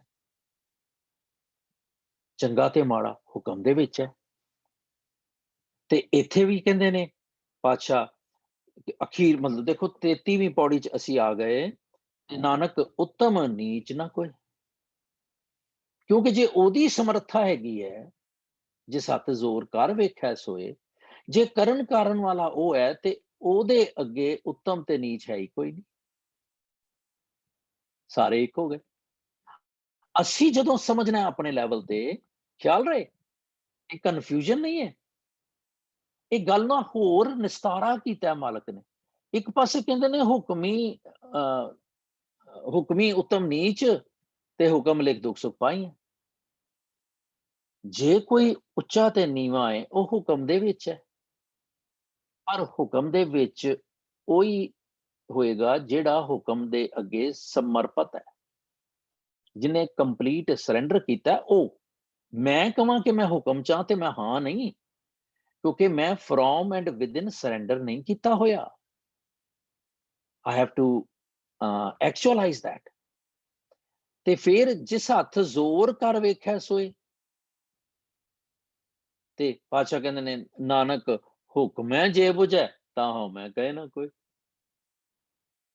ਜੇ ਹੁਕਮ ਨੂੰ ਬੁਝ ਲਵੇ ਤੇ ਹਉਮੈ ਨਹੀਂ ਕਹੇਗਾ। ਤੇ ਫਿਰ ਹੁਕਮੀ ਕਿਹੜਾ ਹੋਇਆ? ਜਿਹਦੇ ਹੱਥ 'ਚ ਜ਼ੋਰ ਹੈ। Am I making sense? ਦੂਜੀ ਪੌੜੀ ਨੂੰ ਜੇ ਮੈਂ ਇਹਦੇ ਨਾਲ ਰਿਲੇਟ ਕਰਾਂ, ਉਹ ਦੂਜੀ ਪੌੜੀ 'ਚ ਸ਼ੁਰੂ 'ਚ ਮਾਲਕ ਨੇ ਮੈਨੂੰ ਛੇੜਿਆ ਕਿ ਪੁੱਤਰ ਇਹ ਦੇਖ ਹੁਕਮ ਨੂੰ ਸਮਝ, ਤੇ ਫਿਰ ਤੇਰੇ 'ਚ ਹਉਮੈ ਜਿਹੜੀ ਹੈ ਘਟ ਜਾਏਗੀ ਜਾਂ ਚਲੀ ਜਾਏਗੀ। ਜਿਉਂ-ਜਿਉਂ ਤੂੰ ਹੁਕਮ ਨੂੰ ਸਮਝੇਗਾ ਤੇਰੀ ਹਉਮੈ ਜਾਂਦੀ ਜਾਏਗੀ। ਤੇ ਇੱਥੇ ਕਹਿੰਦੇ ਨੇ ਵੀ ਜਿਹੜਾ ਮਾਲਕ ਹੈ, ਜਿਹਦੇ ਕੋਲ ਸਮਰੱਥਾ ਹੈ, ਉਹ ਸਾਰਾ ਕੁਝ ਕਰ ਸਕਦਾ ਹੈ। ਇਹਦਾ ਮਤਲਬ ਮੈਂ ਤੇ ਕੁਝ ਕਰ ਹੀ ਨਹੀਂ ਸਕਦਾ। Isn't it similar thought with different approach? Am I making sense or not? ਕਿਧਰੇ ਮੈਂ ਕੂੜੀ ਠੀਸ ਹੀ ਮਾਰਦਾ ਪਿਆ। ਪਰ ਦੇਖਣ ਦੀ ਗੱਲ ਹੈ ਕਿ ਮੈਂ ਕਿੰਨੀ ਹੱਦ ਤੱਕ, ਕਿਸ ਹੱਦ ਤੱਕ ਇਸ ਗੱਲ ਨੂੰ ਸਮਝਦਾ।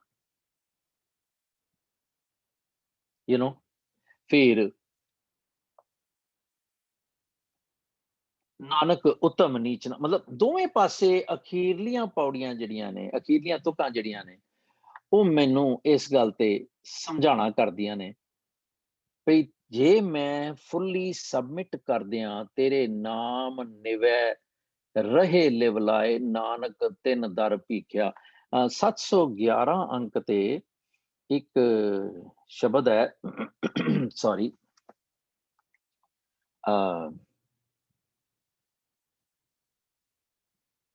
ਹਾਂ, ਪਾਤਸ਼ਾਹ ਕਹਿੰਦੇ ਨੇ ਘੇ ਪੱਟ ਭਾਂਡਾ ਕਹੇ ਨਾ ਕੋਈ।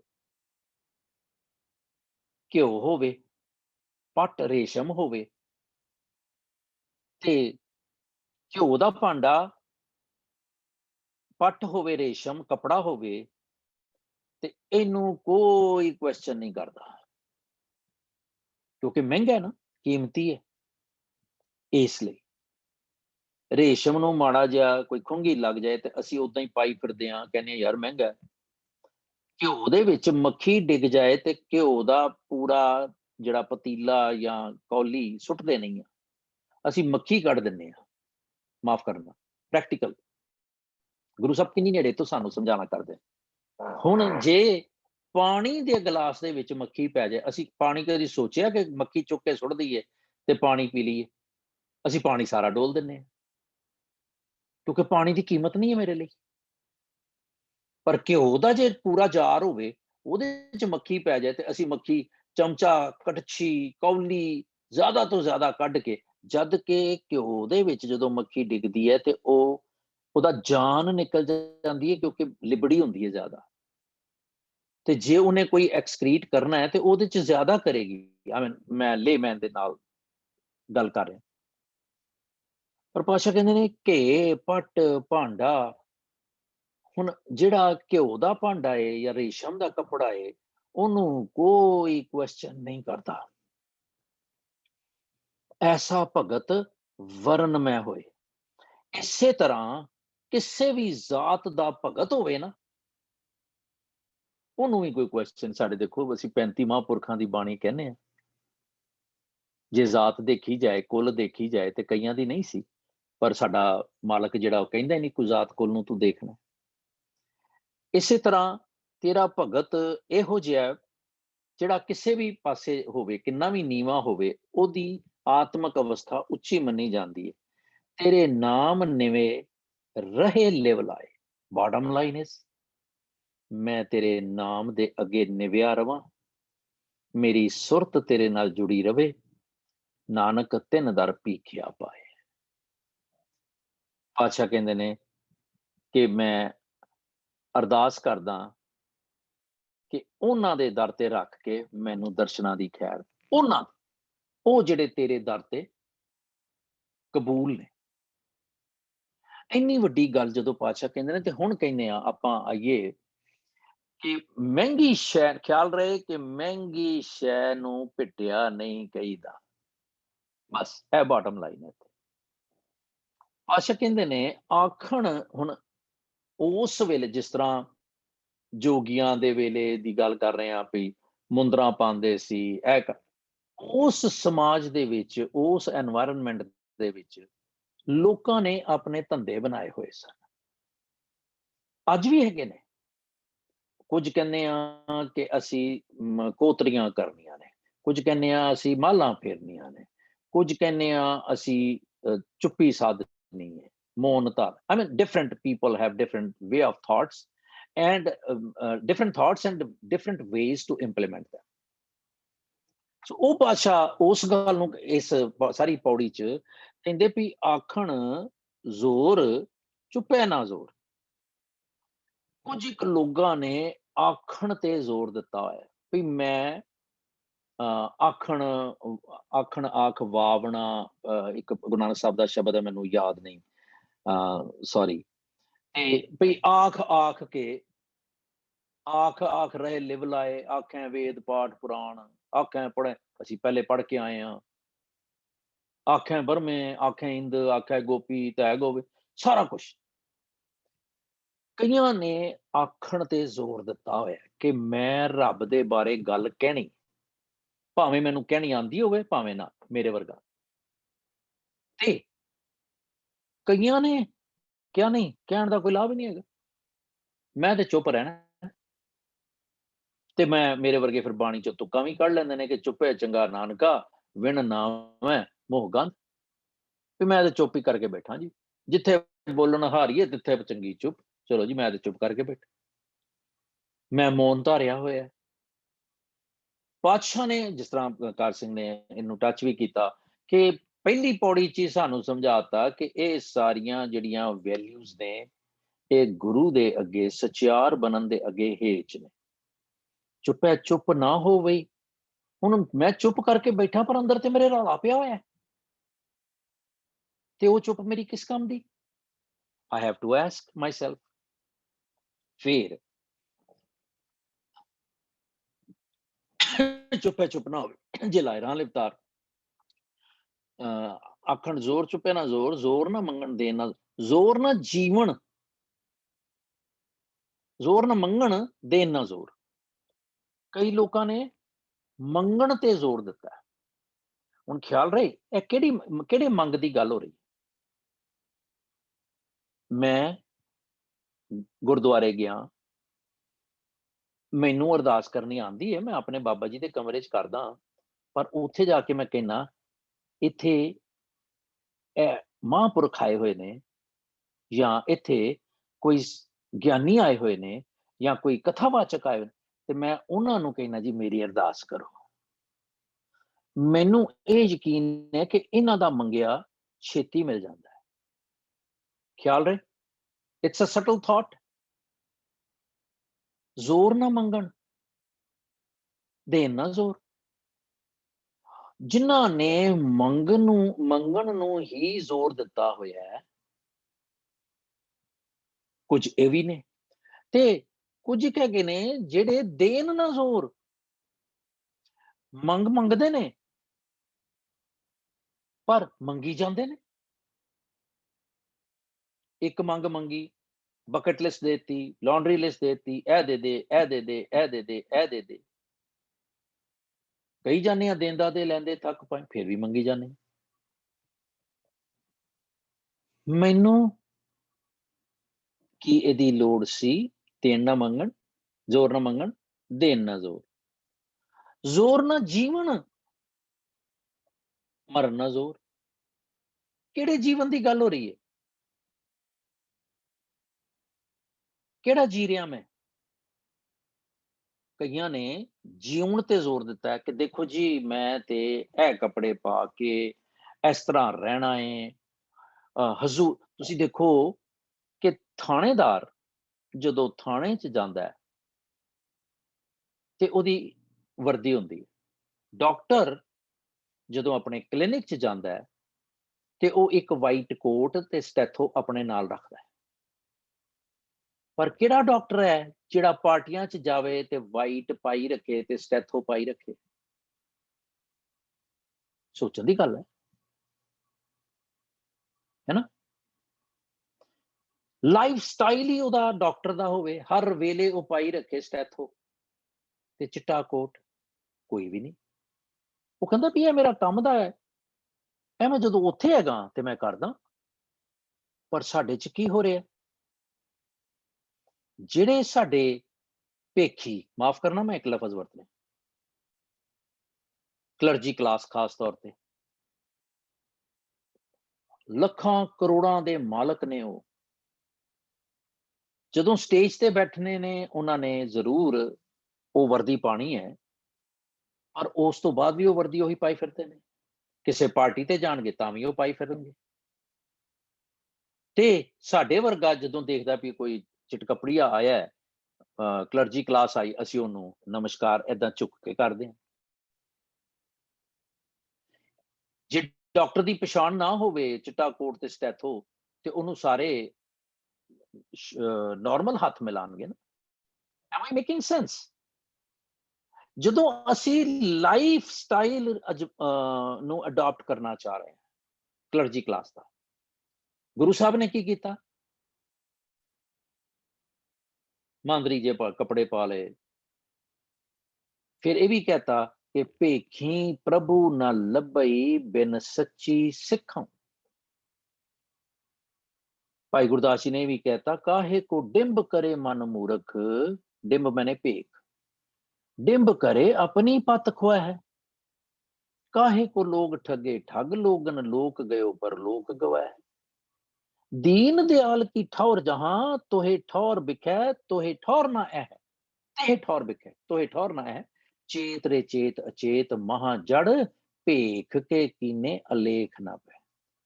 ਅਸੀਂ ਆਪਣੇ ਜੀਵਨ ਦਾ ਸਟਾਈਲ ਮਾਨਸਿਕ ਤਲ ਤੇ ਨਾ ਬਣਾਇਆ, ਮਨ ਦੇ ਪੱਧਰ ਤੇ, ਪਰ ਸਰੀਰਕ ਤਲ ਤੇ ਅਸੀਂ ਬਣਾ ਲਿਆ। ਜ਼ੋਰ ਨਾ ਜੀਵਨ। ਕਈਆਂ ਨੇ ਲਾਈਫ ਸਟਾਈਲ ਜਿਹੜਾ ਸੀ ਉਹ ਬਾਹਰੀ ਦਿਖਾਵਾ ਬਣਾ ਲਿਆ। ਮਰਨ ਨਾ ਜ਼ੋਰ।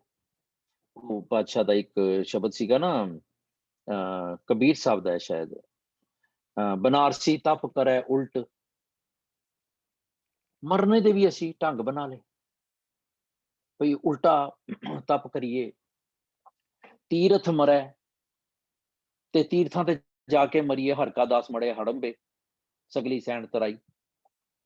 ਅਗਨ ਦਹੈ, ਅੱਗ ਦੇ ਵਿੱਚ ਸਾੜ ਲਵੇ, ਕਾਇਆ ਕਲਪ ਕੀਜੈ, ਅਸ਼ਮੇਧ ਜਗ ਕੀਜੈ। ਇਹ ਸਾਰੇ ਉਸ ਭਾਵਨਾ ਤੋਂ। ਸੋਨਾ ਗਰਭ ਦਾਨ ਦੀਜੈ, ਰਾਮ ਨਾਮ ਸਰਤਾਉ ਨਾ ਪੂਜੈ। ਪਰ ਮੈਂ ਤਾਂ ਵੀ ਐਟ ਪਾਰ ਨਹੀਂ ਹੋ ਸਕਦਾ। ਛੋੜ ਛੋੜ ਰੇ ਪਖੰਡੀ, ਮਨ ਕਪਟ ਨਾ ਕੀਜੈ। ਮੈਂ ਨਹੀਂ ਜੱਜ ਕਰ ਸਕਦਾ। ਹਰ ਕਾ ਨਾਮ ਨਿਤ ਨਿਤੈ ਲੀਜੈ। ਇਹ ਜ਼ਰੂਰੀ ਹੈ। ਲੋਕੀ ਕੀ ਕਰਦੇ ਸਨ ਕਿ ਬੜਾ ਕੁਝ ਅਸਦਾਨ, ਗੱਜਦਾਨ, ਸੇਜਾ ਨਾਰੀ ਭੂਮਦਾਨ, ਹਾਥੀ ਦੇ ਦੇਣੇ, ਘੋੜੇ ਦੇ ਦੇਣੇ, ਆਪਣੀ ਔਰਤ ਨੂੰ ਦੇ ਦੇਣਾ ਦਾਨ। ਐਸੋ ਦਾਨ ਨਿਤ ਨਿਤੈ ਕੀਜੇ, ਭਾਵੇਂ ਤੂੰ ਰੋਜ਼ ਦੇ। ਆਪਣੇ ਲਾਈਫ ਸਟਾਈਲ ਬਣਾ ਲੈ। ਆਤਮ ਜੋ ਨਿਰਮਾਇਲ ਕੀਜੈ, ਆਪ ਬਰਾਬਰ ਕੰਚਨ ਦੀਜੈ। ਆਪਣੇ ਬਰਾਬਰ ਤੂੰ ਸੋਨਾ ਦਾਨ ਦੇ ਦੇ। ਪਰ ਤਾਂ ਵੀ ਇਸ ਲਾਈਫ ਸਟਾਈਲ ਦੇ ਨਾਲ you can not reach anywhere. Ram ਨਾਮ ਸਰ ਤਉ ਨਾ ਪੂਜੈ। ਇਹ ਸਾਰਾ ਸ਼ਬਦ ਜਿਹੜਾ ਉਹ ਇਸੇ ਗੱਲ, ਮਨੇ ਨਾ ਕੀਜੈ ਰੋਸ, ਜਮੈ ਨਾ ਦੀਜੈ ਦੋਸ, ਨਿਰਮਲ ਨਿਰਵਾਣ ਪਦ ਜੀਨ ਲੀਜੈ। ਸਾਰਾ ਸ਼ਬਦ ਹੈ ਬਨਾਰਸੀ ਤਪ ਕਰੇ ਉਲਟ। You can check on page Namdev ji 973 ਅੰਕ, ਰਾਮਕਲੀ ਰਾਗ ਦੇ ਵਿੱਚ ਹੈ। ਫਿਰ ਹੁਣ अगे जोर ना जीवन मरना जोर, जोर ना राज माल मन शोर। हुण राज ते माल ਇਹਦੀ ਸ਼ੁਰੂਆਤ ਕਿੱਥੋਂ ਹੁੰਦੀ ਹੈ? ਇਹਦੀ ਖੁਆਇਸ਼, ਜਾਂ ਮੇਰੇ ਕੋਲ ਹੈਗਾ ਤੇ ਇਹਨੂੰ ਘਟਾਉਣ ਦੀ ਖੁਆਇਸ਼। ਦੋ ਚੀਜ਼ਾਂ, ਇੱਕ ਮੇਰੇ ਕੋਲ ਹੈਗਾ ਰਾਜ ਤੇ ਮਾਲ, ਆਈ ਮੀਨ ਮੇਰੇ ਕੋਲ ਬਹੁਤ ਕੁਝ ਹੈਗਾ ਦੁਨਿਆਵੀ ਮਾਇਆ। ਇੱਕ ਮੇਰੇ ਕੋਲ ਨਹੀਂ ਹੈਗਾ ਤੇ ਮੈਂ ਲੈਣੀ ਹੈ, ਇੱਕ ਸਟੇਟ ਹੈ। ਦੂਜੀ ਹੈ ਮੇਰੇ ਕੋਲ ਨਹੀਂ, ਮੇਰੇ ਕੋਲ ਹੈਗਾ ਤੇ ਮੈਂ I just want to get rid of it। ਦਾਨ ਦੇਣਾ ਚਾਹਨਾ, ਉਪਕਾਰ ਕਰਨਾ ਚਾਹਨਾ, ਪਰ ਉਪਕਾਰੀ ਹੋਣਾ। ਇਹ ਸਾਰੀ ਕਿੱਥੋਂ ਆਉਂਦੀ ਪਈ ਹੈ? ਇੱਥੋਂ। ਪਹਿਲੇ ਮੇਰੇ ਮਨ ਨੂੰ ਸੋਚ ਆਣੀ ਹੈ, ਫਿਰ ਮੈਂ ਸਰੀਰਕ ਤਲ ਤੇ ਗੱਲ ਕਰਨੀ, ਰਾਈਟ? ਸੋ ਜਦੋਂ ਮੇਰੀ ਸ਼ੁਰੂਆਤ ਜਿਹੜੀ ਥਾਟ ਪ੍ਰੋਸੈਸ ਦੀ ਇੱਥੋਂ ਹੋਣੀ ਹੈ, ਜ਼ੋਰ ਨਾ ਰਾਜ ਮਾਲ ਮਨ ਸ਼ੋਰ। ਮਨ ਦੇ ਸ਼ੋਰ ਨੂੰ ਮੈਂ ਜ਼ੋਰ ਦੇ ਨਾਲ ਨਹੀਂ ਦਬਾ ਸਕਾਂਗਾ। ਮੈਂ ਇਥੋਂ ਸੋਚ ਵੀ ਲਾਂਗਾ ਕਿ I want to get rid of it, ਪਰ ਤਾਂ ਵੀ ਮੇਰਾ ਮਨ ਨਹੀਂ ਮੰਨੇਗਾ ਤੇ ਨਹੀਂ ਮੰਨੇਗਾ, ਔਰ ਵਾਈਸ ਵਰਸਾ। ਇਨ ਈਦਰ ਕੇਸ ਮੈਂ ਜੋ ਕੁਝ ਵੀ ਸਰੀਰਕ ਤਲ ਤੇ ਕਰਨਾ ਚਾਹਨਾ, ਮੈਨੂੰ ਜ਼ਰੂਰੀ ਹੈ ਕਿ ਮੈਂ ਆਪਣੇ ਮਾਨਸਿਕ ਤਲ ਤੇ ਉਹ ਗੱਲ ਕਰਾਂ, ਮਨ ਤੋਂ ਉਸ ਗੱਲ ਨੂੰ ਸਮਝਾਂ, ਮਨ ਤੋਂ ਉਸ ਗੱਲ ਨੂੰ ਦ੍ਰਿੜ ਕਰਾਂ, ਸੁਦ੍ਰਿੜ ਕਰਾਂ। Making sense? ਹਾਂਜੀ, ਮੈਂ ਬ੍ਰੇਕ ਲੈ ਰਿਹਾ। Does it relate? ਕਿ ਜ਼ੋਰ ਕਿੱਦਾਂ ਗੱਲ ਕਰ ਰਹੇ ਨੇ ਪਾਤਸ਼ਾਹ, ਮੈਨੂੰ ਕਿੱਦਾਂ ਸਮਝਾਣਾ ਕਰਨਾ ਵੀ ਮੈਂ ਇਹ ਸਾਰਾ ਕੁਝ ਮੈਂ ਕਰਦਾ ਆਪ। ਖਿਆਲ ਰਹੇ, ਇਹ ਸਾਰੀਆਂ ਮੇਰੀਆਂ ਸੋਚਣੀਆਂ ਨੇ ਤੇ ਕਰਨੀਆਂ ਨੇ। ਫਿਰ ਜ਼ੋਰ ਨਾ ਸੁਰਤੀ, ਗਿਆਨ ਵਿਚਾਰ। ਕਈ ਲੋਕ ਸੁਰਤ ਦੇ ਨਾਲ, ਸੁਰਤ ਜਗਾਉਣੀ ਜੋਗੀ ਲੋਕ ਕਰਦੇ ਸੀ। ਮੈਂ ਕੁੰਡਲ ਨਹੀਂ ਜਗਾਉਣਾ, ਮੈਂ ਇੱਥੇ ਧਿਆਨ ਟਿਕਾਣਾ, ਕਿਆ ਕਾਹੇ ਕੋ ਕੀਜੇ ਧਿਆਨ ਜਪੰਨਾ, ਜਾਂ ਤੇ ਸ਼ੁੱਧ ਨਹੀਂ ਮਨ ਆਪਣਾ।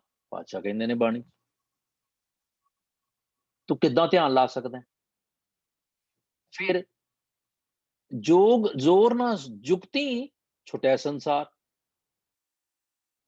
ਹੁਣ ਮੈਂ ਕੋਈ, ਹੁਣ ਇਹ ਸਾਰੇ one sect, a few people, here are few people who are doing this, here are few people who are concentrating on this, here are few people who are doing this। ਇਹ ਸਾਰੇ ਜ਼ੋਰ ਜ਼ੋਰ ਜ਼ੋਰ ਜ਼ੋਰ, ਜਿਨ੍ਹਾਂ ਦਾ ਫੋਕਸ, ਜਿਨ੍ਹਾਂ ਦਾ ਜ਼ੋਰ ਲੱਗਾ ਹੋਇਆ ਇਹ ਕੰਮ ਕਰਨ ਚ, ਇੱਕ ਇੱਕ ਕੰਮ, ਇਹ ਸਾਰੇ ਕੰਮ ਨੇ ਅਲੱਗ ਅਲੱਗ। ਜ਼ੋਰ ਨਾਲ ਜੁਗਤੀ, ਛੁੱਟਿਆ ਸੰਸਾਰ। ਜੁਗਤ ਦੇ ਨਾਲ ਕਿਹੜੇ ਤਰੀਕੇ ਦੇ ਨਾਲ? ਮੈਂ ਜੀ ਤੁਸੀਂ ਇੰਨੇ ਕੋਤਰੀਆਂ ਕਰ ਲਓ ਤੇ ਤੁਸੀਂ ਛੁੱਟ ਜਾਓਗੇ, ਤੁਹਾਡੀ ਸਾੜ ਸਤੀ ਚਲੀ ਜਾਏਗੀ। ਤੁਸੀਂ ਇੰਨੇ ਘੰਟੇ ਸਿਮਰਨ ਕਰ ਲਓ, ਤੁਹਾਡੀ ਸਾੜ ਸਤੀ ਚਲੀ ਜਾਏਗੀ। ਤੁਸੀਂ ਇੰਨੇ ਘੰਟੇ ਇੰਨੀਆਂ ਜਪਜੀਆਂ ਕਰ ਲਓ, ਇੰਨੀਆਂ ਸੁਖਮਨੀਆਂ ਕਰ ਲਓ, ਆਲ ਦਿਸ ਜੁਗਤੀ। ਇਹ ਦੁੱਖ ਭੰਜਨੀ ਸਾਹਿਬ ਦੇ ਪਾਠ ਕਰ ਲਓ, ਇਹ ਸਾਰੀਆਂ ਜੁਗਤਾਂ। ਇਹ ਤੁਸੀਂ ਸੰਪਟ ਪਾਠ ਕਰ ਲਓ, ਇੰਨਾ ਕੁਝ ਭਰਿਆ ਪਿਆ, ਅਸੀਂ ਛੁੱਟ ਨਹੀਂ ਸਕਦੇ। ਇੱਕ ਮੇਰਾ ਚਿੱਤ ਕਰਦਾ ਹੈ ਕਿ ਜੇ ਉਹ ਕਿਧਰੇ ਹੋਵੇ ਸ਼ਬਦ, ਬੜਾ ਕਮਾਲ ਦਾ ਸ਼ਬਦ ਹੈ, ਉਹ ਸਾਰੇ ਕੱਢ ਲਓ ਪਲੀਜ਼। ਇਹਨੂੰ ਸ਼ਬਦ ਨੂੰ ਮੁਕਾ ਕੇ, ਜ਼ੋਰ ਨਾਲ ਜੁਗਤੀ ਛੁਟਿਆ ਸੰਸਾਰ। ਜਿਸ ਹੱਥ ਜ਼ੋਰ, ਆਪਾਂ ਗੱਲ ਕਰ ਚੁੱਕੇ ਹਾਂ, ਜਿਸ ਹੱਥ ਜ਼ੋਰ ਕਰ ਵੇਖਿਆ ਸੋਏ ਨਾਨਕ ਉਤਮ ਨੀਚ ਨਾ ਕੋਏ। ਥੈਂਕ ਲੋਡ ਕਿ ਗੱਲ ਮੁੱਕੀ ਹੋਈ ਹੈ ਆਲਮੋਸਟ, ਤੇ ਅਸੀਂ ਕਨਕਲੂਡ ਕਰਾਂਗੇ 1158 ਅੰਕ ਤੇ 1158 ਕਬੀਰ ਸਾਹਿਬ ਦਾ ਸ਼ਬਦ ਹੈ, ਭੈਰੋਂ ਰਾਗ ਦੇ ਵਿੱਚ ਹੈ।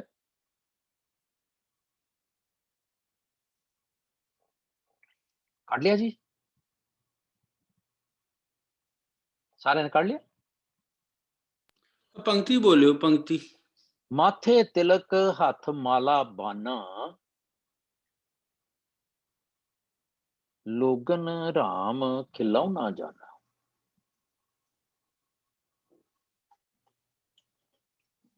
ਹਾਂਜੀ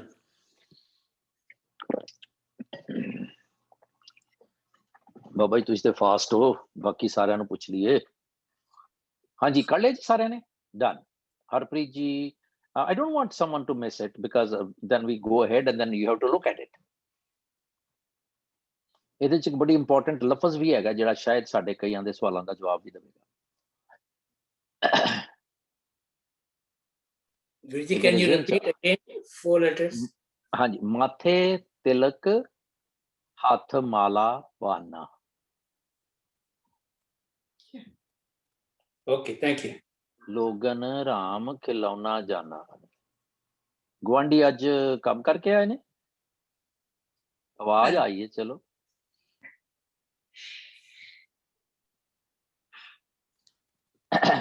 ਮਾਥੇ ਤਿਲਕ ਕਰ ਲਿਆ ਜੀ ਸਾਰਿਆਂ ਨੇ? Everyone ready? Sonal, Rashmeet, Ravdeep, Pavanjeet, yes? Okay. ਦੇਖੋ ਕਬੀਰ ਸਾਹਿਬ ਕਿੰਨੀ, ਇਹ ਜਿਹੜੀ ਗੱਲ ਅਸੀਂ ਕਰਕੇ ਆਏ ਆ, ਕਹਿੰਦੇ ਮਾਥੇ ਤਿਲਕ ਹੱਥ ਮਾਲਾ ਤੇ ਬਾਨਾ, ਪੋਸ਼ਾਕ ਪਾਈ ਹੋਈ ਹੈ, clad person is clad in white or whatever। ਪਾਤਸ਼ਾਹ ਜਿਸ ਤਰ੍ਹਾਂ ਪਹਿਲੀ ਪਾਤਸ਼ਾਹ ਕਹਿੰਦੇ ਨੇ ਸੱਜਣ ਵਾਲੇ ਸ਼ਬਦ ਚ ਕਿ ਬੱਗਾ ਬੱਗੇ ਕੱਪੜੇ ਤੀਰਥ ਮੰਝ ਵਸਨ, ਘੁੱਟ ਘੁੱਟ ਜੀਆਂ ਖਾਵਣੇ ਬੱਗੇ ਨਾ ਕਹੀਏ, ਚਿੱਟੇ ਕੱਪੜੇ ਚਿੱਟ ਕੱਪੜੀਏ। ਮਾਥੇ ਤਿਲਕ ਇਹ ਉਹਨਾਂ ਦੀ ਪੋਜੀਸ਼ਨ ਹੈ, ਇਹ ਉਹਨਾਂ ਦੀ ਅਪੀਅਰੈਂਸ ਹੈ। ਮੱਥੇ ਤੇ ਤਿਲਕ ਲਾਇਆ ਹੋਇਆ ਹੈ, ਚਿੱਟਾ ਬਾਣਾ ਪਾਇਆ ਹੋਇਆ ਹੈ, ਹੱਥ ਦੇ ਵਿੱਚ ਮਾਲਾ ਫੜੀ ਹੋਈ ਹੈ। ਪਾਤਸ਼ਾਹ ਕਹਿੰਦੇ ਲੋਗਨ ਰਾਮ ਖਿਲਾਉਣਾ ਜਾਨਾ। ਇੱਕ ਖਾਸ ਤਰ੍ਹਾਂ ਦੇ ਕੱਪੜੇ ਪਾ ਕੇ ਲੋਕਾਂ ਨੇ ਰੱਬ ਜੀ ਨੂੰ ਖਿਡਾਉਣਾ ਸਮਝਿਆ ਹੋਇਆ ਹੈ। ਵੀ ਮੇਰੇ ਘਰ ਚ ਪ੍ਰੋਬਲਮ ਆਈ ਹੈ, ਬਾਬਾ ਜੀ ਨੂੰ ਸੱਦ ਲਓ। ਮੇਰੇ ਘਰ ਚ ਕੋਈ ਦਿੱਕਤ ਆਈ ਹੈ, ਅਖੰਡ ਪਾਠ ਕਰਾ ਲਓ ਮਹਾਂਪੁਰਖਾਂ ਕੋਲੋਂ। ਔਰ 5 ਕੀ ਕਹਿੰਦੇ ਹੁੰਦੇ ਨੇ, ਸੁਚੱਜੇ ਗੁਰਮੁਖ ਪਾਠੀ ਸਿੰਘਾਂ ਨੂੰ ਲੰਗਰ ਛਕਾ ਦਿਓ। ਸੁਚੱਜਿਆਂ ਕੋਲੋਂ ਕੀਰਤਨ ਕਰਾ ਲਓ, ਅਰਦਾਸ ਕਰਾ ਲਓ। ਤੇ ਇਹ ਠੀਕ ਉਦਾਂ ਜਿੱਦਾਂ ਇੱਕ ਬੱਚੇ ਨੂੰ ਖਿਡਾਉਣਾ ਲੱਭਿਆ, ਉਹ ਖੇਡਦਾ ਪਿਆ, ਤੇ ਖੇਡਦੇ ਖੇਡਦੇ ਉਹਦਾ ਖਿਡਾਉਣਾ ਮੰਜੇ ਥੱਲੇ ਚਲਾ ਗਿਆ ਔਰ ਕਿਧਰੇ ਗਵਾਚ ਗਿਆ। ਅਪੀਅਰੈਂਸ ਉਹਦੀ ਨਹੀਂ ਰਹੀ ਉਹਦੇ ਅੱਗੇ। ਮਹੀਨੇ ਬਾਅਦ ਫੇਰ ਮਿਲਦਾ, ਉਹ ਫੇਰ ਉਹਦੇ ਨਾਲ ਖੇਡਣਾ ਸ਼ੁਰੂ ਕਰ ਦਿੰਦਾ। ਇਸੇ ਤਰ੍ਹਾਂ ਮੇਰਾ ਜਨਮ ਦਿਨ ਆ ਰਿਹਾ, ਮੇਰੇ ਬੱਚੇ ਦਾ ਵਿਆਹ ਆ ਰਿਹਾ, ਤੇ ਮੈਂ ਅਖੰਡ ਪਾਠ ਕਰਾ ਲਿਆ, ਸਾਰਾ ਕੁਝ ਕਰਾ ਲਿਆ, ਮੁੜ ਕੇ ਫੇਰ ਅੱਲਾ ਅੱਲਾ ਖੈਰ ਸੱਲਾ ਬਾਕੀ ਸਾਰੇ ਕੰਮ ਕਰ ਲਏ, ਫਿਰ ਜਦੋਂ ਕੋਈ ਫੰਕਸ਼ਨ ਆਏਗਾ ਫੇਰ ਕਰਾ ਲਾਂਗੇ। ਰੱਬ ਜੀ ਨੂੰ ਮੈਂ ਖਿਡਾਉਣਾ ਸਮਝਿਆ। ਜੇ ਕਿਸੇ ਪਿਓ ਨੂੰ ਕੋਈ ਖਿਡਾਉਣਾ ਸਮਝੇ,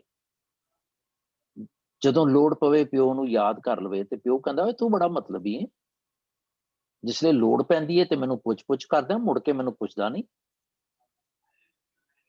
ਜੇ ਕਿਸੇ ਮਾਂ ਨੂੰ ਕੋਈ ਏਦਾਂ ਕਰੇ ਤੇ ਉਹ ਵੀ ਏਦਾਂ ਕਹੇਗੀ, ਮਤਲਬੀ ਹੈ ਤੂੰ ਬੜਾ, ਲੋੜ ਪੈਣ ਤੇ ਮੇਰੇ ਕੋਲ ਆ ਜਾਣਾ। ਲੋਗਨ ਰਾਮ ਖਿਲਾਉਣਾ ਜਾਣਾ। ਹੁਣ ਪਾਤਸ਼ਾਹ ਕਹਿੰਦੇ ਨੇ ਦੇਖ, ਮੈਂ ਤੈਨੂੰ ਖਿਡਾਉਣਾ ਨਹੀਂ ਆ ਸਮਝਿਆ, ਮੈਂ ਹਰ ਵੇਲੇ ਤੇਰੇ ਨਾਲ ਰਹਿਣਾ ਚਾਹਨਾ, ਤੇ ਮੈਨੂੰ ਲੋਕ ਪਾਗਲ ਕਹਿੰਦੇ। Can you imagine? ਇਹ ਸਾਡੇ ਨਾਲ ਨਹੀਂ ਹੁੰਦਾ। ਜਿਹੜਾ ਬੰਦਾ ਰੱਬ ਦੇ ਨਾਲ ਬਿਲਕੁਲ ਅਟੂਟ ਹੋ ਜਾਂਦਾ ਹੈ, ਪਾਰਟੀ ਚ ਜਾਂਦਾ ਬੋਲਦਾ ਨਹੀਂ, ਪਾਰਟੀ ਚ ਜਾਂਦਾ ਹੀ ਨਹੀਂ, ਉਹ ਕਹਿੰਦੇ ਓਏ ਸੰਤ ਹੋ ਗਿਆ, ਏਦਾਂ ਇਹ ਗੁਰਮੁਖ ਹੋ ਗਿਆ, ਇਹ ਬ੍ਰਹਮ ਗਿਆਨੀ ਹੋ ਗਿਆ, ਏਦਾਂ। ਜਾਓ ਹਮ ਬੌਰਾ ਤਉ ਰਾਮ ਤੋਰਾ। ਪਾਤਸ਼ਾਹ ਜੇ ਮੈਨੂੰ ਪਾਗਲ ਕਹਿੰਦੇ ਨੇ ਨਾ, ਆਈ ਡੋਂਟ ਕੇਅਰ, ਮੈਂ ਤਾਂ ਵੀ ਤੇਰਾ ਵਾਂ। ਜੋ ਹਮ ਬੌਰਾ ਤਉ ਰਾਮ ਤੋਰਾ, ਲੋਗ ਮਰਮ ਕਹ ਜਾਣੇ ਮੋਰਾ। ਮੇਰਾ ਮਰਮ, ਮੇਰੀ ਹਾਲਤ, ਮੇਰੇ ਦਿਲ ਦੀ ਭੇਤ ਕੌਣ ਜਾਣੇਗਾ? ਕੋਈ ਜਾਣ ਸਕਦਾ? I'm taking a 1 sec break, please.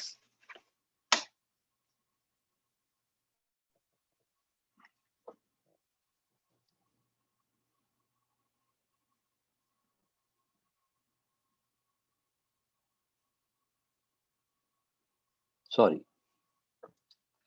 ਲੋਗ ਮਰਮ ਕਾ ਜਾਣੇ ਮੋਰਾ, ਮੇਰੇ ਦਿਲ ਦੀ ਹਾਲਾਤ ਕਿੱਥੋਂ ਜਾਣਨਗੇ, ਮੇਰੇ ਮਨ ਦਾ ਭੇਤ ਕੌਣ ਜਾਣੇਗਾ ਕਿ ਮੈਂ ਤੇਰੇ ਲਈ ਇਹ ਪਾਗਲ ਹੋਇਆ ਦਾ, ਕਿਉਂਕਿ ਮੈਨੂੰ ਤੇਰੇ ਨਾਲ ਪਿਆਰ ਹੈ। ਹੁਣ ਕਹਿੰਦੇ ਪਰ ਇਹ ਦੇਖ ਲੈ, ਮੈਂ ਪੱਤੀਆਂ ਨਹੀਂ ਤੋੜਦਾ ਲੋਕਾਂ ਵਾਂਗੂ, ਤੋਰੋ ਨਾ ਪਾਤੀ ਪੂਜੋ ਨਾ ਦੇਵਾ, ਮੈਂ ਦੇਵਤੇ ਨਹੀਂ ਪੂਜਦਾ, ਮੈਂ ਮੂਰਤੀ ਪੂਜਕ ਨਹੀਂ ਆ, ਮੈਂ ਫੁੱਲ ਪੱਤੇ ਨਹੀਂ ਤੋੜਦਾ। ਪਾਤੀ ਤੋੜੈ ਮਾਲਨੀ ਪਾਤੀ ਪਾਤੀ ਜੀਓ, ਜਿਸ ਪਾਹਨ ਕੋ ਪਾਤੀ ਤੋੜੈ ਸੋ ਪਾਹਨ ਨਿਰਜੀਓ, ਭੂਲੀ ਮਾਲਨੀ ਹੈ ਇਹੋ ਸਤਿਗੁਰ ਜਾਗਦਾ ਹੈ ਦਿਓ।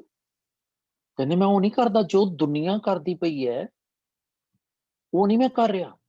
ਜ਼ੋਰ ਨਾ ਜੀਵਨ ਮਰਨ ਨਾ ਜ਼ੋਰ, ਜ਼ੋਰ ਨਾ ਮੰਗਣ ਦੇਣ ਨਾ ਜ਼ੋਰ, ਫਿਰ ਰਾਮ ਭਗਤ ਬਿਨ ਨਿਹਫਲ ਸੇਵਾ।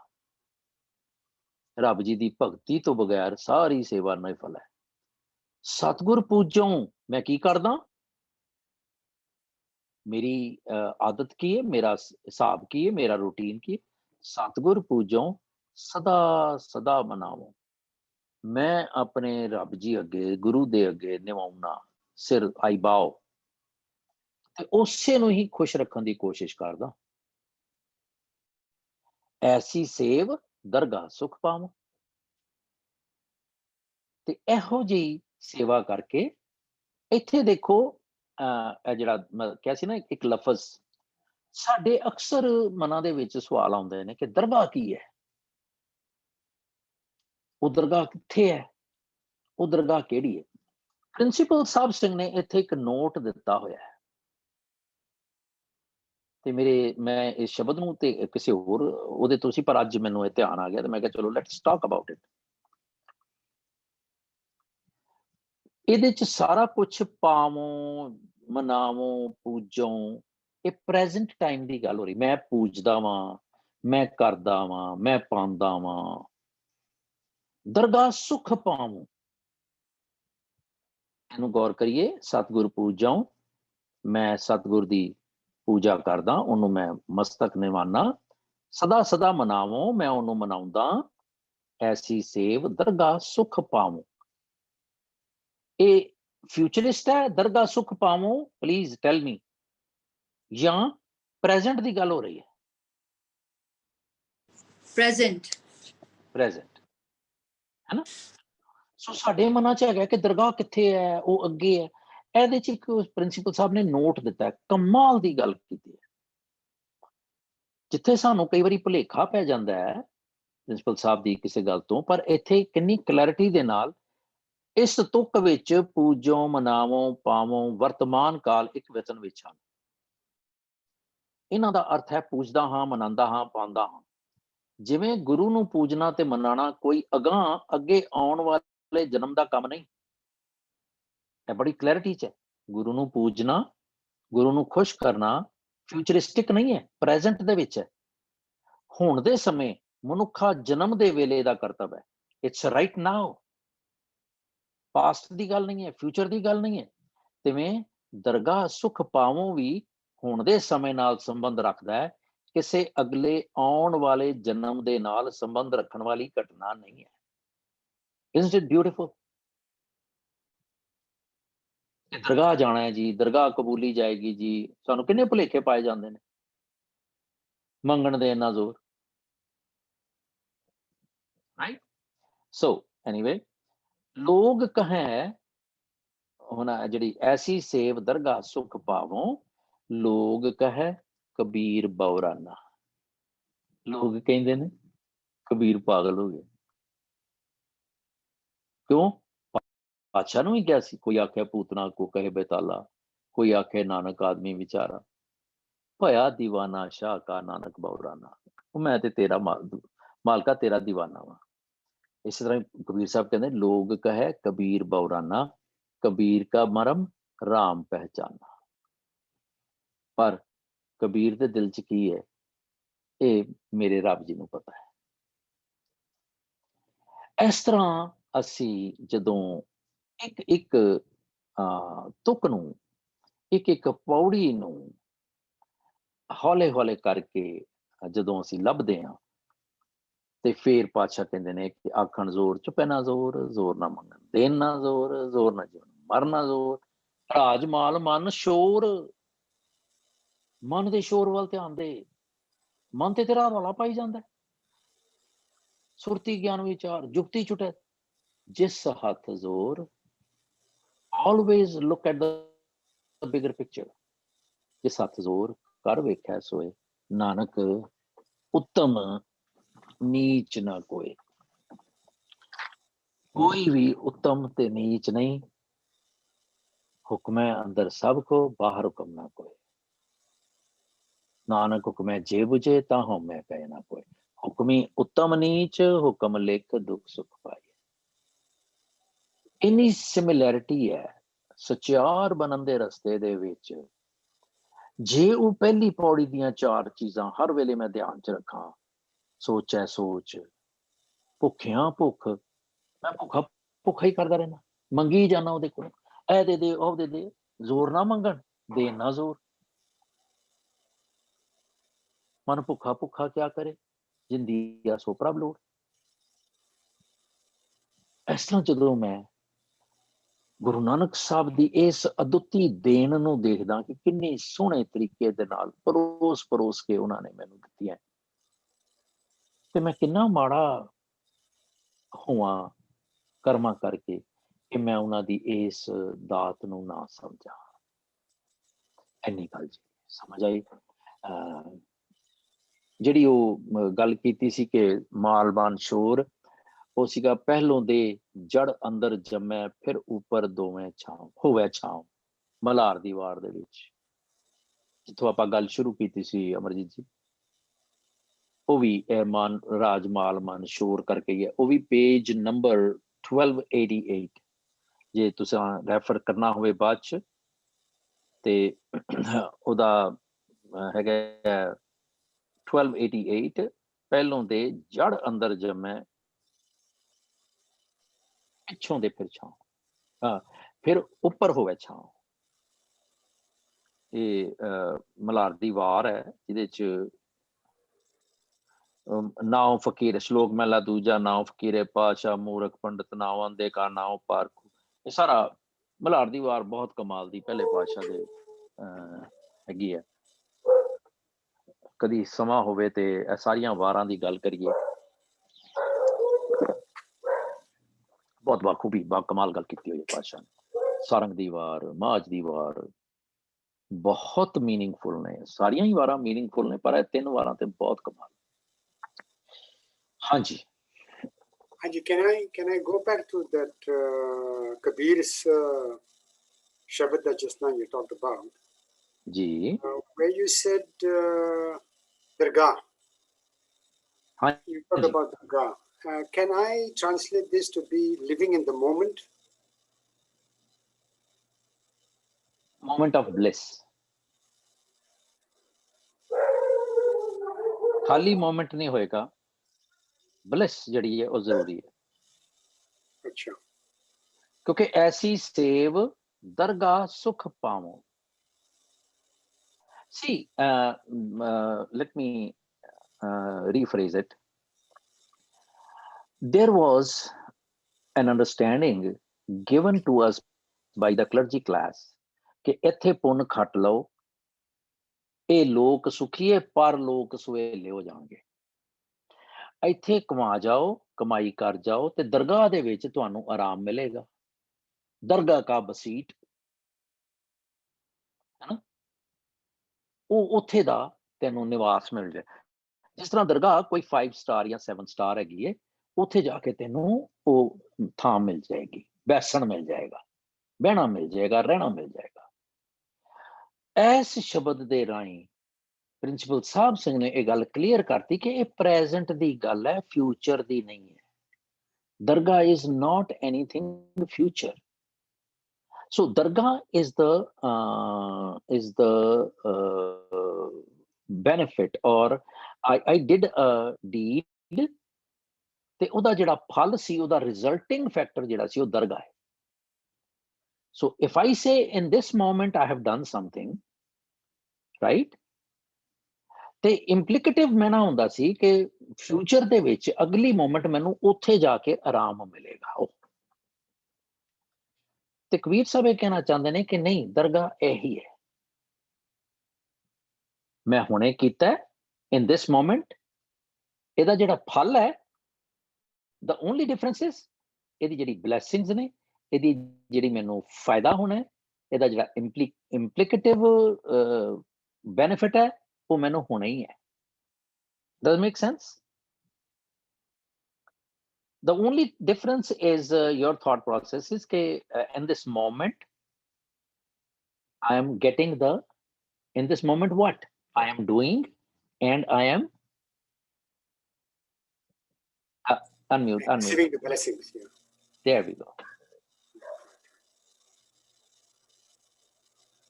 So Dargah is not just a place. No. Achha, I thought Dargah is a moment in time where we say Pichla, Dargah, Agla. Yeah, that's what has been given to us. Right. We are given to understand that way. Okay. ਪਰ ਇਸ ਸ਼ਬਦ ਦੇ ਵਿੱਚ hats of. ਉਂਝ ਜੇ ਮੇਰੇ ਵਰਗਾ ਕਵੇ ਨਹੀਂ, ਮੈਨੂੰ ਏਦਾਂ ਲੱਗਦਾ ਆਊਟ ਆਫ ਦੀ ਬਾਕਸ ਸੋਚਣ ਲਈ, ਤੇ ਕਈ ਲੋਕ ਯਕੀਨ ਹੀ ਨਹੀਂ ਕਰਦੇ ਫਿਰ ਉਹਦਾ, ਹੈ ਨਾ।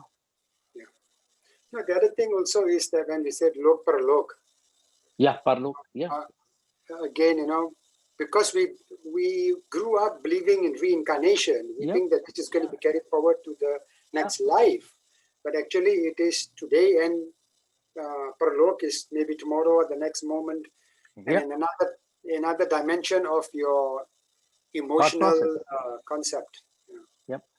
ਹਾਂਜੀ ਅਮਰਜੀਤ ਜੀ, ਤੁਸੀਂ ਕੁਝ ਕਹਿਣਾ? ਮੁਸਲਿਮ ਕਹਿੰਦੇ ਨਾ ਇਹ ਦਰਗਾਹ ਮੈਨੂੰ ਜਾਣਾ ਹੈ, so is it different this ਦਰਗਾਹ and that ਦਰਗਾਹ? ਉਹ ਦਰਗਾਹ ਜਿਹੜੀ ਹੈ ਨਾ, ਉਹ ਦਰਗਾਹ ਹੈ, ਦਰਗਾਹ। ਉਹ ਉਸ ਪੀਰ ਦੀ ਦਰਗਾਹ ਤੇ ਜਾਣਾ ਹੈ। ਉੱਥੇ ਦਰਗਾਹ ਹੁੰਦੀ ਹੈ ਜਿੱਥੇ ਪੀਰ ਦਾ ਕਬਰ ਹੁੰਦੀ ਹੈ, ਉੱਥੇ ਜਾ ਕੇ ਉਹ ਮੰਨਦੇ ਨੇ, ਉਹ ਵੀ ਦਰਗਾਹ ਹੀ ਹੈ। ਮੈਂ ਨਾ ਉਹਦਾ ਵੀ ਦਰਗਾਹ ਹੀ ਹੈ, ਉਹਦਾ ਪ੍ਰੋਨਾਂਸੀਏਸ਼ਨ ਵੀ ਦਰਗਾਹ ਹੀ ਹੈ, ਪਰ ਇਹਦੇ ਮੁਸਲਿਮ ਦੇ ਵਿੱਚ ਉਹਨੂੰ ਦਰਗਾਹ ਇਸ ਕਰਕੇ ਕਹਿੰਦੇ ਆ, ਪੀਰ ਦੀ ਦਰਗਾਹ 'ਚ ਜਾਣਾ ਹੈ। ਉਹ ਦਰਗਾਹ ਆਪਣੇ ਥਾਟਸ ਦੀ ਨਹੀਂ ਹੋ ਸਕਦੀ, ਉਹ ਦਰਗਾਹ ਆਮ ਰੈਫਰਿੰਗ ਟੂ ਦੈਟ। ਓਕੇ, ਇੱਥੇ ਜਿਹੜਾ ਮੈਨੂੰ ਪਹਿਲੀ ਲਾਈਨ ਨਹੀਂ ਯਾਦ ਆ ਰਹੀ, ਮਾਫ ਕਰਨਾ, ਹਰ ਦਰਗਾਹ ਕਾ ਬਸੀਤ ਹੈ ਨਾ, ਮੈਨੂੰ ਸਾਰੀ ਯਾਦ ਆ ਗਈ। ਹਰਨਾਮਾ ਮੰਤਰ ਲੜਾਇੰਦਾ ਕੱਟੇ ਮੈਂ ਰੋਗ, ਨਾਨਕ ਸਤਿਗੁਰ ਤੇ ਨਾ ਮਿਲਾਇਆ, ਜਿਨ੍ਹਾਂ ਤੁਰੇ ਪਿਆ ਸੰਜੋਗ। ਪਰ ਪਹਿਲੀ ਲਾਈਨ ਨਹੀਂ ਯਾਦ ਆਈ, ਵਿਛੜਿਆ ਮੇਲੇ ਪ੍ਰਭੂ ਯਸ, ਜੈਸਾ ਸਤਿਗੁਰ ਸੁਣੀਦਾ ਤੈਸੋ ਹੀ ਮੈਂ ਡੀਠ, ਮੈਂ ਜਿਹੋ ਜਿਹਾ ਗੁਰੂ ਨੂੰ ਸੁਣਿਆ ਸੀ ਉਹੋ ਜਿਹਾ ਪਾਇਆ ਹੈ। ਵਿਛੜਿਆ ਮੇਲੇ ਪ੍ਰਭੂ ਹਰ ਦਰਗਾਹ ਕਾ ਬਸੀਤ ਹੈ। ਇਹ ਰੱਬ ਜੀ ਦੀ ਦਰਗਾਹ ਦਾ ਰਹਿਣ ਵਾਲਾ ਹੈ। ਹੀ ਇਜ਼ ਅ ਨੇਟਿਵ, ਗੁਰੂ ਜਿਹੜਾ ਹੈ ਉੱਥੋਂ ਦਾ ਨੇਟਿਵ ਹੈ, ਰੱਬ ਦੀ ਦਰਗਾਹ ਦਾ। ਕੀ ਕਰਦਾ ਹੈ? ਹਰਨਾਮੋ ਮੰਤਰ ਦ੍ਰਿੜਾਇੰਦਾ, ਮੈਨੂੰ ਮੰਤਰ ਦਿੰਦਾ, ਗਿਆਨ ਅੰਜਨ ਗੁਰ ਦੀਆ, ਗੁਰ ਕੂੰਜੀ ਪਾਹੋ ਨਿਵਲ। ਗੁਰੂ ਕੀ ਦਿੰਦਾ? ਮੈਨੂੰ ਗਿਆਨ ਦਿੰਦਾ ਹੈ, ਗਿਆਨ ਅੰਜਨ ਗੁਰ ਦੀਆ। ਹਰਨਾਮੋ ਮੰਤਰ ਦ੍ਰਿੜਾਇੰਦਾ, ਕੱਟੇ ਹਉਮੈ ਰੋਗ, ਮੇਰੇ ਹਉਮੈ ਨੂੰ ਕਰਟੇਲ ਕਰ ਦਿੰਦਾ। ਨਾਨਕ ਸਤਿਗੁਰ ਤੇ ਨਾ ਮਿਲਾਇਆ, ਜਿਨ੍ਹਾਂ ਧੁਰੇ ਪਿਆ ਸੰਜੋਗ।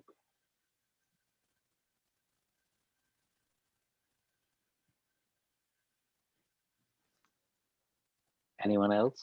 Anything else?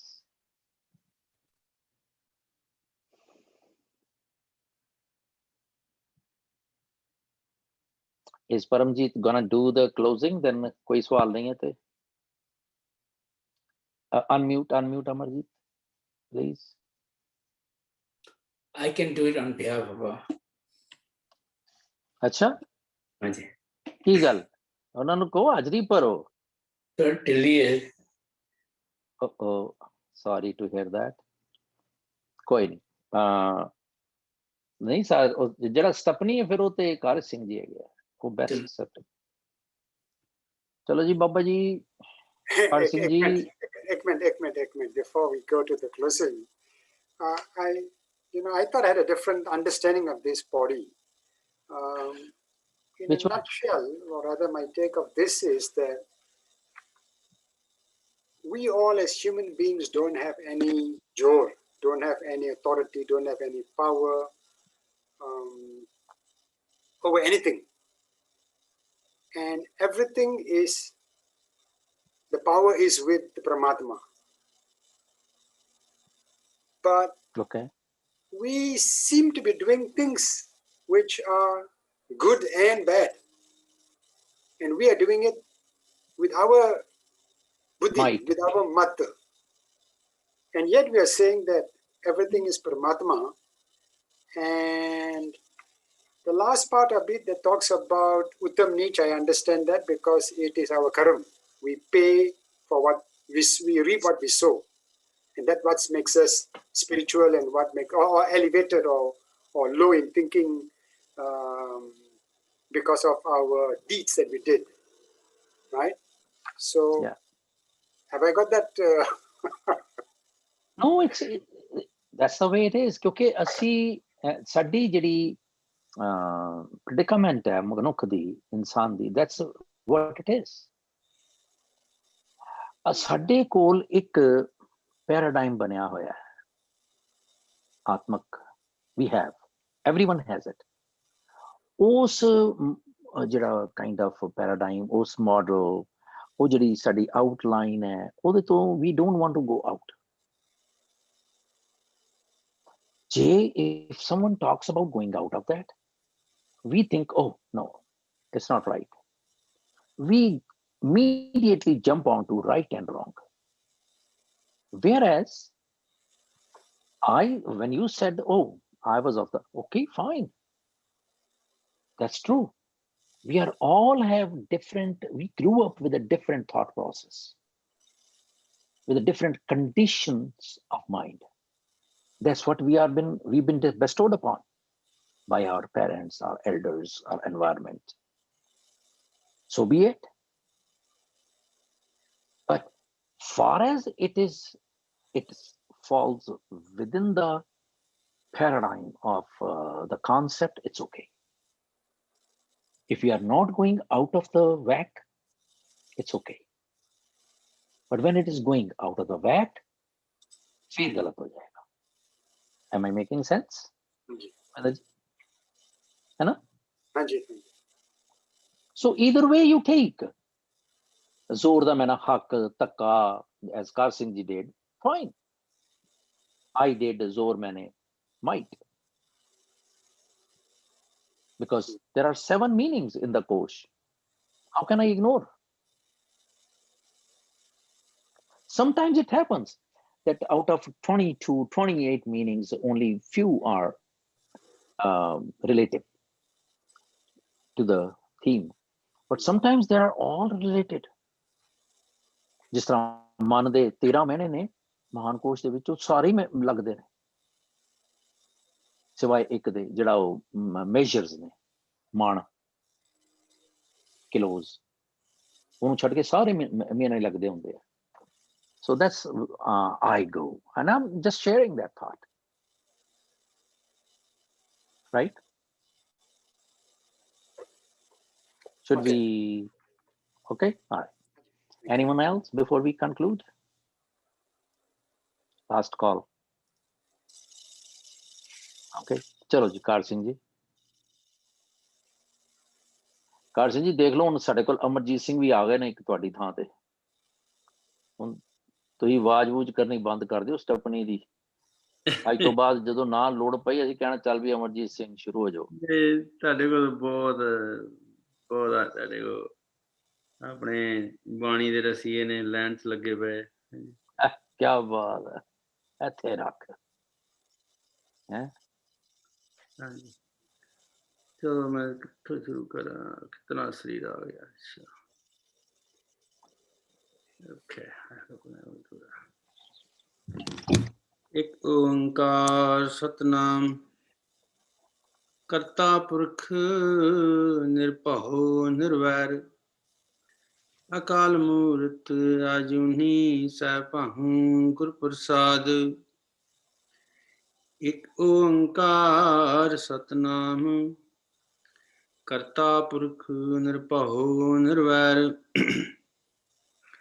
ਅਕਾਲ ਮੂਰਤ ਅਜੂਨੀ ਸੈਭੰ ਗੁਰ ਪ੍ਰਸਾਦ ਇਕ ਓੰਕਾਰ ਸਤਨਾਮ ਕਰਤਾ ਪੁਰਖ ਨਿਰਭਉ ਨਿਰਵੈਰ ਅਕਾਲ ਮੂਰਤ ਅਜੂਨੀ ਸੈਭੰ ਗੁਰ ਪ੍ਰਸਾਦ ਰਾਗ ਧਨਾਸਰੀ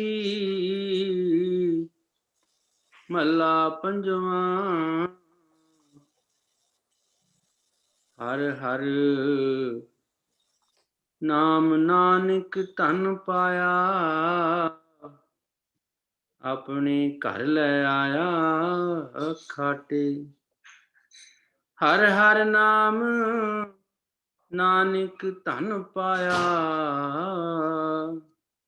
ਆਪਣੇ ਘਰ ਲੈ ਆਇਆ ਖਾਟੇ ਸੰਤ ਪ੍ਰਸਾਦ ਮਹਾ ਸੁਖ ਪਾਇਆ ਸਗਲੇ ਬੰਧਨ ਕਾਟੇ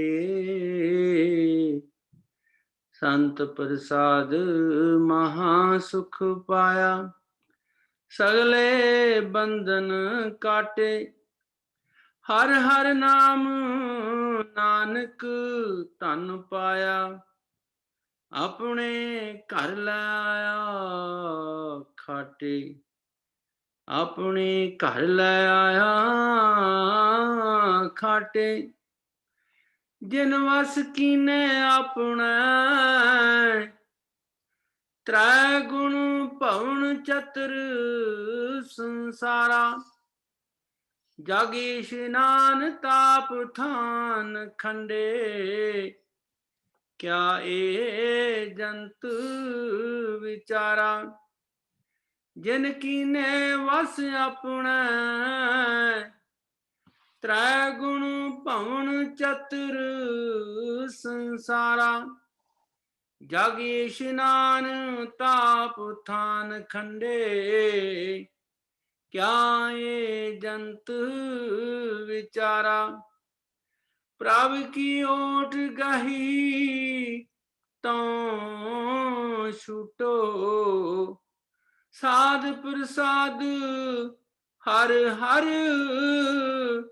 ਹਰ ਗਾਏ ਬਿਖੇ ਬਿਆਦ ਤਬ ਹੁਟੋ ਰਹਾਉ ਪ੍ਰਭ ਕੀ ਓਟ ਗਹੀ ਤੋਂ ਛੁਟੋ ਸਾਧ ਪ੍ਰਸਾਦ ਹਰ ਹਰ ਹਰ ਗਾਏ ਬਿਖੇ ਬਿਆਦ ਤਬ ਹੁਟੋ ਰਹਾਉ ਨਾ ਸੁਣੀਐ ਨਾ ਮੁਖ ਤੇ ਬਕੀਐ ਨਾ ਮੋਹੇ ਓ ਡੀਠੀ ਐਸੀ ਠਗੌਰੀ ਪਾਏ ਭੁਲਾਵੈ ਮਨ ਸਭ ਕੇ ਲਾਗੈ ਮੀਠੀ ਨਾ ਸੁਣੀਐ ਨਾ ਮੁਖ ਤੇ ਬਕੀਐ ਨਾ ਮੋਹੇ ਓ ਡੀਠੀ ਐਸੀ ਠਗੌਰੀ ਪਾਏ ਭੁਲਾਵੈ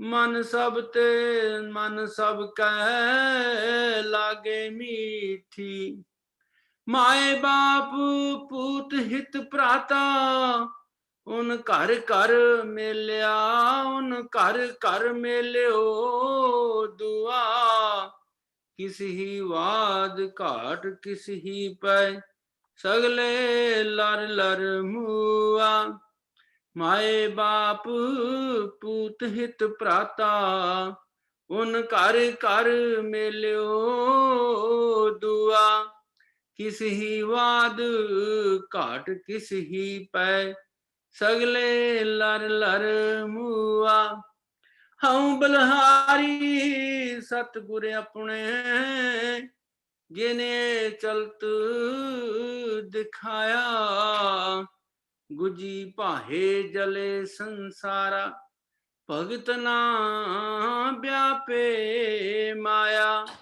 ਗੁਜੀ ਭਾਹੇ ਜਲੇ ਸੰਸਾਰਾ ਭਗਤ ਨਾ ਵਿਆਪੇ ਮਾਇਆ संत प्रसाद महा सुख पाया सगले बंधन काटे हर हर नाम नानक तन पाया अपने घर ले आया खाटे हर हर नाम नानक धन पाया अपने घर ले आया खाटे अपने घर ले आया खाटे वाहगुरु वाहगुरु वाहगुरु वाहगुरु वाहगुरु वाहगुरु वाहगुरु वाहेगुरु। वाहिगुरू जी का खालसा वाहिगुरू जी की फतेह। वाहिगुरु जी का खालसा वाहिगुरु जी की फतेह। मेरा कर्सर गवाच गया, भुल चुक दी खिमा जी।